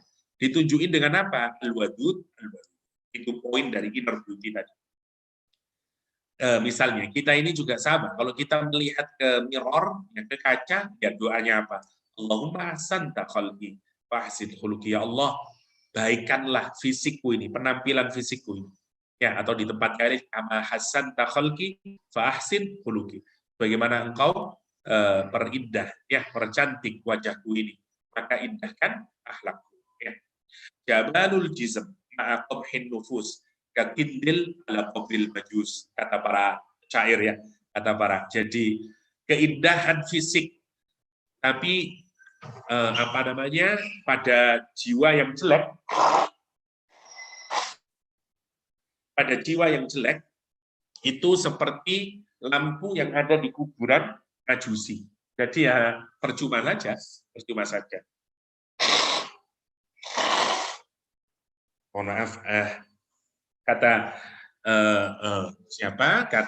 para penyair, jamalul jismi ma'a qabhin nufusi kaqindilin ala qabil majusi. Masya Allah, indah kalimatnya. Oke. Dari Anas bin Malik, Rasulullah SAW menyatakan, la yastaqim imanu abdin. Tidak akan tegak kokoh iman seorang hamba sampai istiqomah, tegak kokoh hatinya. Tapi juga tidak akan tegak kokoh istiqomah hati seseorang hatta yastaqima lisanu, sampai lesannya bisa tegak kokoh. Wala yadkhulu rajulul jannah, ya orang tidak akan bisa masuk surga. La ya'man jarahu biwa'iqahu, yang tetangganya tidak bisa merasa aman dari apa? Dari lidahnya. Lihat, ini kan urusan apa? Inner beauty lagi-lagi. Inner beauty. Ba'dul ulama, Imam Ghazali menyatakan, jeleknya lesan kita itu, penyakitnya, itu ada 20.000 bahkan. Sebagian yang menyatakan bahkan ada ribuan. Ada 20 afat, 20.000. 20 kejelekan, kata Imam Ghazali. Penyakitnya lidah itu. Ada yang menyatakan bahkan 1000, ya, seperti Abdul Ghani An-Nabulsi. Masya Allah. Kuntu ma'an Nabi fi safarin fa asbahtu yawman qariban minhu wa nahnu nasir. Ya Rasulullah. Misalnya ini cerita dari Abu Darda kalau saya tidak keliru. Dia kemudian berkata kepada Rasulullah SAW, ya Rasulullah, ceritakan kepadaku, berikan kabar kepadaku tentang amal yang akan memasukkanku ke dalam surga dan menjauhkanku kepada neraka. Rasulullah SAW menyatakan, sungguh kau telah bertanya terhadap sesuatu yang sangat besar. فَإِنَّهُ لَيَسِيرٌ عَلَى مَا يَسَّرَهُ اللَّهُ عَلَيْهِ. Dan sesungguhnya hal itu adalah sungguh mudah bagi orang yang Allah mudahkan atasnya. Satu, sembahlah Allah dan jangan syirik kepadanya dengan sedikit pun. Tegakkan sholat, tunaikan zakat, puasa Ramadan, berhajilah. Tsumma qala ala adulluka ala abwabil khair. Rasul kemudian menyatakan, apakah engkau mau aku tunjukkan, tidakkah engkau mau aku tunjukkan terhadap pintu kebaikan? As-saumu junnah. Puasa itu adalah tameng. Dan sedekah mematikan khoti'ah. Kama yudfi'ul ma an-nar. Sebagaimana memadamkannya, memadamkan kejelekan, sebagaimana air memadamkan api. Dan sholatnya seseorang di tengah malam, yang terakhir adalah sholatnya seseorang di tengah malam. Qala thumma tala, kemudian Rasulullah SAW menyatakan, tatajafa junubuhum 'anil madaji' ila akhirih. Terus Rasul menyatakan, ala tidakkah engkau ingin aku kabarkan terhadap pangkal dari perkara, terus pilarnya, terus puncaknya. Jadi ada fondasi, ada pilar, ada sirwahnya, ada dirwah sana, ada puncaknya. Qultu bala ya Rasulullah, ra'sul amri. Ya, puncak atau pokok dari perkara adalah Islam. Pilarnya adalah sholat. Dan puncak tertingginya adalah jihad. Rasul menyatakan, ala ubiruka bimalaki dzalika kulli. Ya. Apa kamu mau dah agar kamu bisa mendapatkan itu semuanya? Apa kuncinya? Rasul Abu Darda menyatakan, "Bala ya Rasulullah." Fa akhadha bilisani, Nabi kemudian memegang lisannya. Uffa alaika hada, tahan lisan ini. Ya Nabi Allah, wa inna lamuakhadzuna bima natakallam bi. Sakilatka ummuk ya Mu'ad. Kata Mu'ad, bukan Abu Darda. Kata dia, ya Rasulullah, apakah kita ini nanti akan juga mendapatkan balasan, siksa terhadap ucapan kita ini? Apa katanya Rasulullah? Celaka ibumu, ya, dengan ucapanmu tadi itu, ya, wahai Mu'ad. Wa hal yakubbun nas fin nari ala wujuhihim au ala manakhirihim illa hasaidu alsinatihim. Bukankah manusia itu nanti tersungkur, ya, atas wajahnya, atas hidungnya, disungkurkan ke neraka, kecuali karena hasil panen dari lidahnya. Masya Allah. Ya. Itu bayangin kalau orang tidak punya inner beauty tadi. Inner beauty. Bahkan Rasulullah SAW menyatakan, ya, dari Aisyah, ma yasurruni anni hakaitu rajulun anni li kada wa kada, qala ya Rasulullah, inna Safiyah imra'atun wa qalat biyadiha kada ta'ni qasirah. Ya, Aisyah pernah berkata kepada Rasulullah SAW dan menyatakan bahwa sesungguhnya Safiyah itu adalah, maksudnya pendek, ya, maksudnya pendek. Apa kata Rasulullah? Laqad mazajti, sungguh engkau telah mencampurkan suatu kalimat yang jelek, ya, satu kalimat yang buruk. lau mazajti biha ma'al bahri. Kalau engkau masukkan kalimat yang buruk itu ibaratnya ke air di lautan, maka seluruh air di lautan itu menjadi terpolusi. Ya, Masya Allah. Tercampur dengannya untuk menunjukkan jelek kita, pentingnya menjaga lesan itu yang nanti membuat keindahan pada diri kita. Innar rajul, sesungguhnya laki-laki, seseorang yang mengucapkan kalimat yang dia nggak tahu kejelekannya, enak aja ngomong, padahal kalimat yang buruk itu yang nanti akan membuat apa? Membuat dia dimasukkan, dijatuhkan ke dalam neraka sab'ina kharifan minan nar, ya, 70 jauhnya di dalam neraka jahanam. Terus minal akhlaqil jamilah. Sekarang kita bahas akhlak yang jamil dalam Al-Qur'anul Karim. Semua dari kata jamil. Pertama, sabrun jamil. Bagaimana Nabi Yusuf alaihissalam, Nabi Yakub ya, yang menyatakan fasabrun jamil wallahul musta'anu alama tasifun. Saya tidak perlu mengulangnya, kita sudah pernah mengkaji dulu. Jadi saya kira di reverse saja itu ya, apa yang dimaksud dengan sabrun jamil. Sabrun jamil. Yang kedua adalah safhul jamil. Jadi kalau safhul jamil itu memaafkan tanpa keinginan untuk membalas, tanpa keinginan untuk mencaci maki dan mencela. Namanya safhul jamil. Ya, karena ada orang yang memaafkan tapi tidak jamil. Kenapa? Karena dia mencaci, mencela masih, oke, kamu saya maafkan, tapi jangan ulangi lagi ya. Memang kamu itu tidak benar misalnya. Namanya bukan safhul jamil. Safhul jamil itu memaafkan tapi dengan hati yang lapang, memaafkan tanpa mencaci dan mencela. Namanya safhul jamil. Safhul jamil. Quran menyatakan fasfahiz safhal jamil. Safhal jamil. Oke.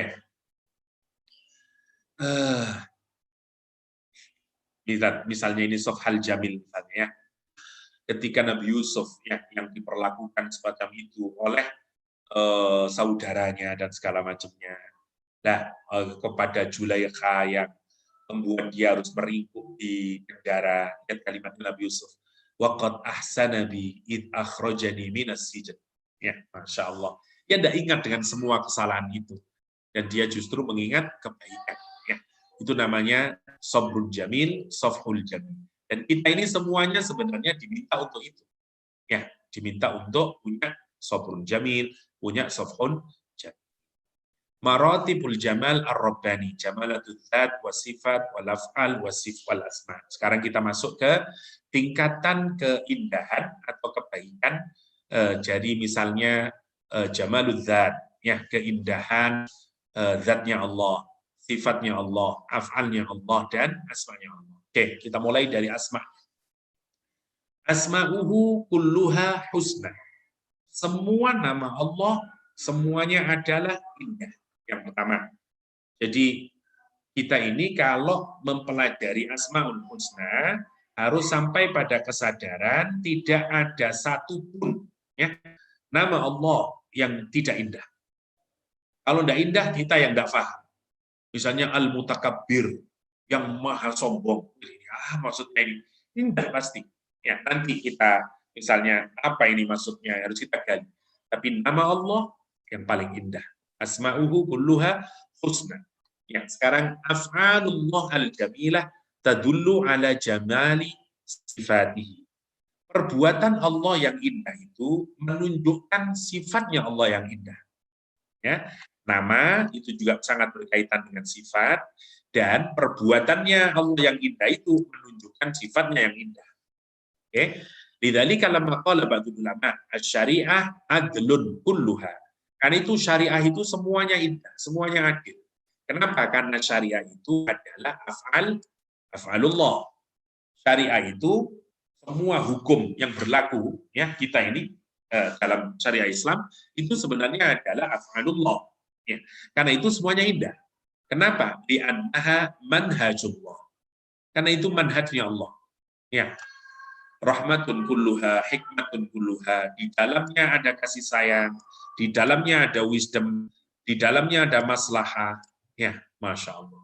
Nah ini yang harus kita pastikan ketika kita memahami perbuatannya Allah Subhanahu wa Ta'ala. Ya. Oke, jadi makanya ulama kita menyatakan al-hasan ma hasanahu syara wal qabih ma qabahahu syara. Kebaikan itu adalah apa yang syarak menganggap jadi sesuatu itu baik. Dan kejelekan adalah apa yang syarak jelekkan. Judi, syarak menganggap jelek, maka dia qabih. Ya, sesuatu yang syarak menganggap baik, maka dia juga hasan. Ya, itu cara kita memahami af'alullah. Ya.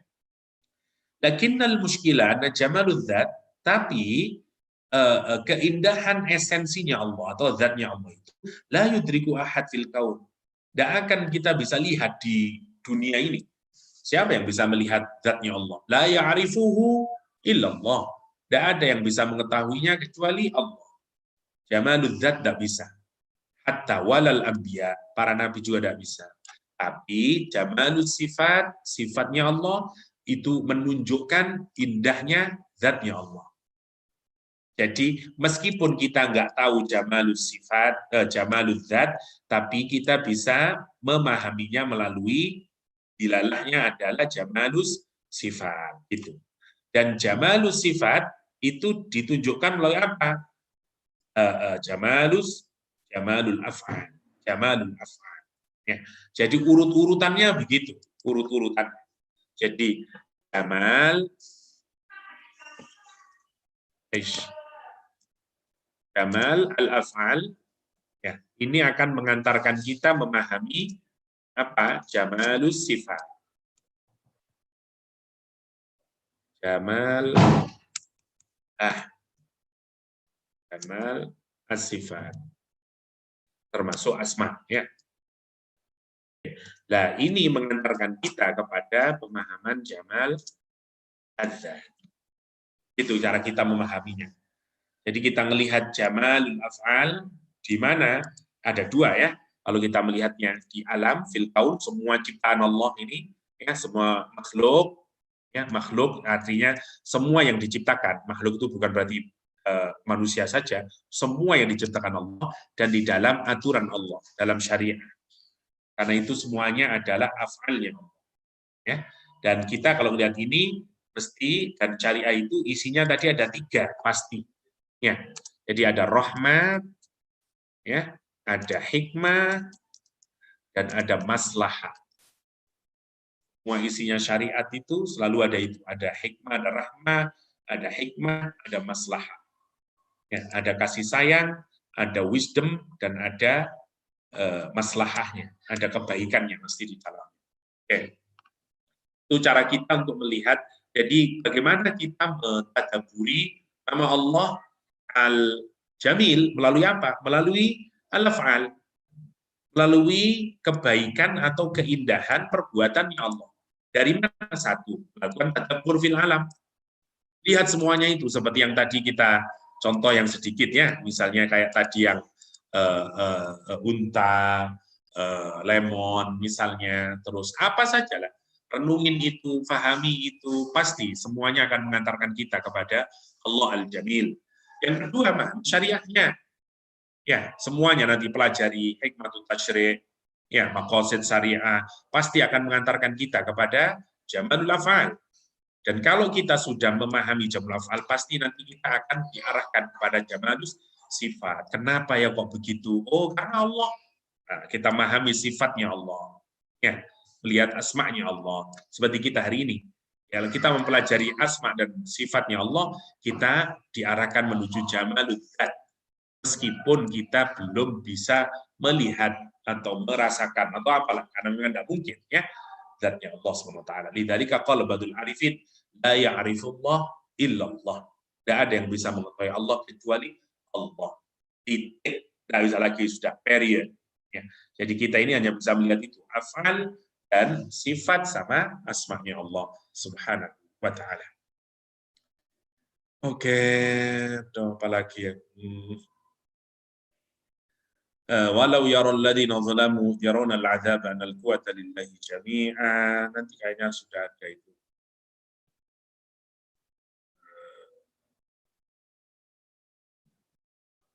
Itu ayul lihadil mautu. Oke. Ya tajallallahu bihi ala ba'di mahlukatihi bismil jamil. Oke, jadi yang pertama sekarang. Jadi Allah itu bertajalli, bahasa mudahnya bermanifestasi.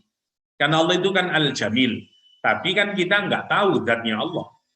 Sama lah dengan saya misalnya. Kalau saya mau bersembunyi, nggak mau dilihat orang, maka karena saya tidak bisa dilihat oleh orang, ya, maka saya akan menampakkan keindahan saya. Melalui apa? Misalnya melalui buku yang saya tulis, melalui lukisan yang saya lukis, melalui suara saya yang saya rekam dalam audio, recording, melalui apalah, namanya tajalli. Allah itu kan bukan makhluk. Jamalul zatnya Allah tidak bisa kita fahami. Ya, tidak bisa kita temukan, ya, tidak bisa kita ketahui. Karena itu Allah bertajalli melalui apa? Ala ba'di makhlukatihi. Allah bertajalli melalui makhluknya. Ya, keindahannya Allah itu bisa kita lihat, ini bukan panteisme ya, bisa kita lihat rekam jejaknya, katakanlah keindahannya, af'alnya Allah itu pada makhluknya, yang itu merupakan gambaran dari bisa mengarahkan kepada pasti ini zatnya begitu indah, perbuatannya aja begini. Ya, kita ini katakanlah ya, kalau dengerin musik katakanlah, atau dengerin qasidah, atau dengerin qiraah, orangnya misalnya tidak ketahuan, dan kita dengerin suara, ya Allah, merdunya suaranya, beautiful voice, ro'iah misalnya. Terus kita bisa imply, ini kayaknya qoriahnya ini cantik ini. Ini kayaknya mukriknya ini tampan ini. Hanya dengan suaranya, itu maksudnya. Jadi, af'al itu memang akan mengarahkan kepada, nah, itu kira-kira begitu. Dan Allah itu bertajalli kepada makhluknya, yang kemudian kita menyaksikan gunung itu indah, mawar itu indah, dan seterusnya. Itu poinnya ya. Allah Azza wa Jalla aslul jamal. Poin yang kedua, Allah itulah sumber dari segala macam kebaikan dan keindahan. Kenapa? Karena lagi-lagi tadi, bahwa tajallinya Allah kepada makhluk itu sebenarnya adalah untuk menunjukkan jamalul dzat. Dan karena itu, sumber dari semua kebaikan dan keindahan adalah dari Allah Al-Jamil. Saya mohon maaf, Wan, ini sudah 10.23. Saya lupa hari ini hari Jumat. Saya harus prepare nanti untuk Jumatan. Ya, jadi saya kira belum selesai, kita masih di, tidak tahu halaman berapa ini. Masih agak banyak kayaknya. Ya masih cukup, mungkin di pertemuan mendatanglah satu tambahan lagi sebelum kita masuk ke menyelesaikannya. Kita masih di poin yang kedua ya. Allah Azza wa Jalla aslul jamal. Saya selesaikan itu, berarti terakhir nanti ketiga ya. Inallah Azza wa Jalla la yanam. Allah Ta'ala tidak tidur. Wala yanbaghi lahu ayyanam. Tidak semestinya Allah memang tidur. Tidak cocok. Yahfidul qista yarfa'u. Ya. Allah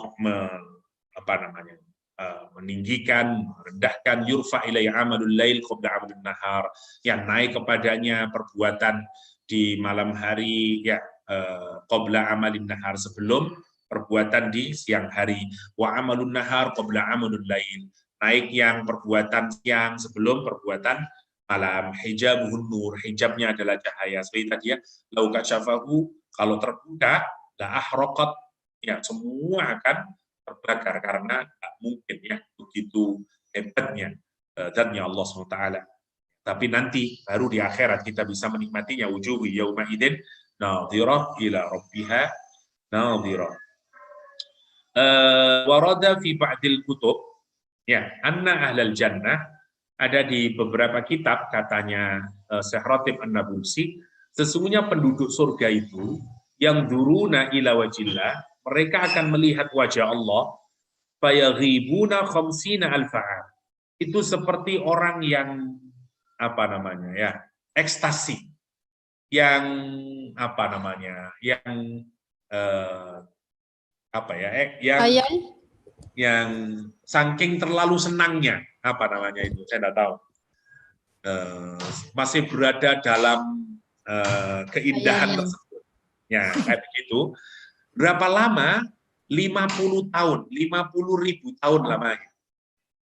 Kita ini kalau bertemu dengan siapalah yang istimewa, itu kan masih kebayang-bayang. Ya sama lah orang habis pulang dari Mekah berhaji, wah itu cerita sampai 40 hari masih. Cerita, wah itu nama kayak begitu. Nah jadi efek dari pertemuan. Nah nanti orang di surga itu kalau dia melihat Allah SWT, ya, kata sebagai ahli kitab itu, sampai 50.000 tahun. Saking nikmatnya itu. Sampai kita ini masih terbayang-bayang. Ya Allah. Ya, itu salah satu kenikmatan terbesar. Al-Quran menggambarkan nadhirah ila rabbiha nadhirah. Nadhirah. Masya Allah. Ya. Ini yang paling penting sebenarnya, yang nomor 3 ini. Limada ya'sil insan rabbahu min ajlil jamali dunyawi. Kenapa manusia itu bermaksiat kepada Rabb-nya? Hanya untuk memperoleh keindahan dunia, kecantikan dunia. Mencari harta, nyari mobil, nyari istri, nyari apapun yang indah, ya, dengan cara bermaksiat kepada Allah SWT. Masya Allah. Ya. Ketika orang itu bodoh dengan nama Allah yang indah, sifatnya yang agung, yang utama, ya, dan dia hanya tertarik dengan keindahan makhluk, ya, misalnya cantiknya perempuan, misalnya indahnya rumah-rumah istana, misalnya mobil-mobil yang indah, ya tempat-tempat yang menakjubkan, ya indah-indah. Kemudian dia menzalimi dirinya, dan dia kemudian mendapatkan laknat jauh dari Allah. Ya, untuk apa semuanya itu? Kalau orang mencari keindahan, ya, tapi kemudian dengan cara bermaksiat kepada Allah, limada? Walau yaral ladzina dzalamu, kata Al-Qur'an Karim. Kalau seandainya orang yang berbuat zalim itu dia bisa melihat, berpikir, maka sesungguhnya apa? Idh yarawnal adzab. Dia itu melihat azab sebenarnya. Ya, annal quwwata lillahi jami'an. Masya Allah. Ya, perhatikan surat Al-Baqarah ini menarik. Ya, dia sebenarnya tidak sedang mencari keindahan. Ya, ada orang menginginkan jabatan, ya, meninggalkan dunia dengan cara yang tidak halal. Dia merasakan dia mendapatkan mungkin keindahan, jamal, ad-dunyawi. Tapi sesungguhnya kalau dia mampu melihat dengan benar, dia mendapatkan apa? Al-azab. Al-azab. Ya. Kenapa? Karena dia menzalimi dirinya, nanti dia mesti mendapatkan laknatnya Allah, jauh dari Allah. Makanya Allah mengingatkan, walau yaral ladzi, kalaulah seandainya orang yang zalim itu tahu, ya, pasti dia akan melihat azabnya Allah. Dia bukan melihat keindahan dalam tumpukan emas yang dia miliki, ya, dalam harta yang dia kumpulkan, dalam jabatan yang dia peroleh. Masya Allah, ya kalau kita pikirkan. Kenapa? Karena keindahan sumbernya dari Allah. Semua yang kita dapatkan, meskipun nampak indah, kalau bertentangan dengan perintah Allah SWT, nanti berakhir dengan keburukan. Ya, macam-macam. Ya. Ini yang harus kita pikirkan berkenaan dengan konsep keindahan. Dan kalau orang itu oleh Allah dititipi keindahannya, amalnya baik, misalnya ya, kalimatnya indah, dia punya Allah SWT dalam hidupnya. Ya, tajalli Allah 'alal mu'minin. Yang keindahan Allah itu bertajalli pada orang tersebut, dia akan bahagia. Walau faqadud dunia, kalaupun dia tidak punya dunia, dia tetap akan menjadi pribadi yang bahagia. Kenapa? Karena jika Allah itu sudah bertajalli pada hatinya seorang mukmin, ya, sebutlah apa tak namanya tajallinya itu, yaitu kasih sayangnya Allah. Allah kasih sakinah dalam hatinya yang akan membuat dia bahagia. Kalaupun dia tidak punya apapun saja dari dunia ini, tetap dia akan bahagia. Tetap dia akan bahagia. Ya, dan dia akan sengsara kalaupun dia memiliki semuanya. Kalau dia tidak punya rahmat, sakinah, tidak punya al-jamal tadi yang bersumber dari Allah Subhanahu wa Ta'ala. Karena itu lihat apa yang diingat oleh kisah Nabi Nuh misalnya ya, Nabi Yunus misalnya, Rabbi inni zalamtu nafsi. Ya, itu yang diingatkan, karena itulah sumber dari kebahagiaan. Rabbi inni zalamtu nafsi. Ila akhirih ya. Kita sampai di ayat yang di bagian yang kelima, insyaallah. Sorry Wan, sudah saya harus prepare. Nanti kita lanjutkan insyaallah. Mohon maaf saya juga tidak terlalu fit benar, jadi mohon maaf kalau kurang energetik. Tapi semoga ada manfaatnya. Saya tadi sudah kirim ke Kak H, bisa dibaca lebih detailnya, dan insya Allah kita akan menyelesaikan di pertemuan mendatang sambil mungkin untuk ke materi yang lain. Demikian untuk hari ini, semoga ada manfaatnya. Hadanallahu iyyakum ajma'in, wa sallallahu ala nabiyyina Muhammadin wa alihi wa sahbihi wasallam, wa akhiru da'wana anil hamdulillahi rabbil alamin. Assalamualaikum warahmatullahi wabarakatuh.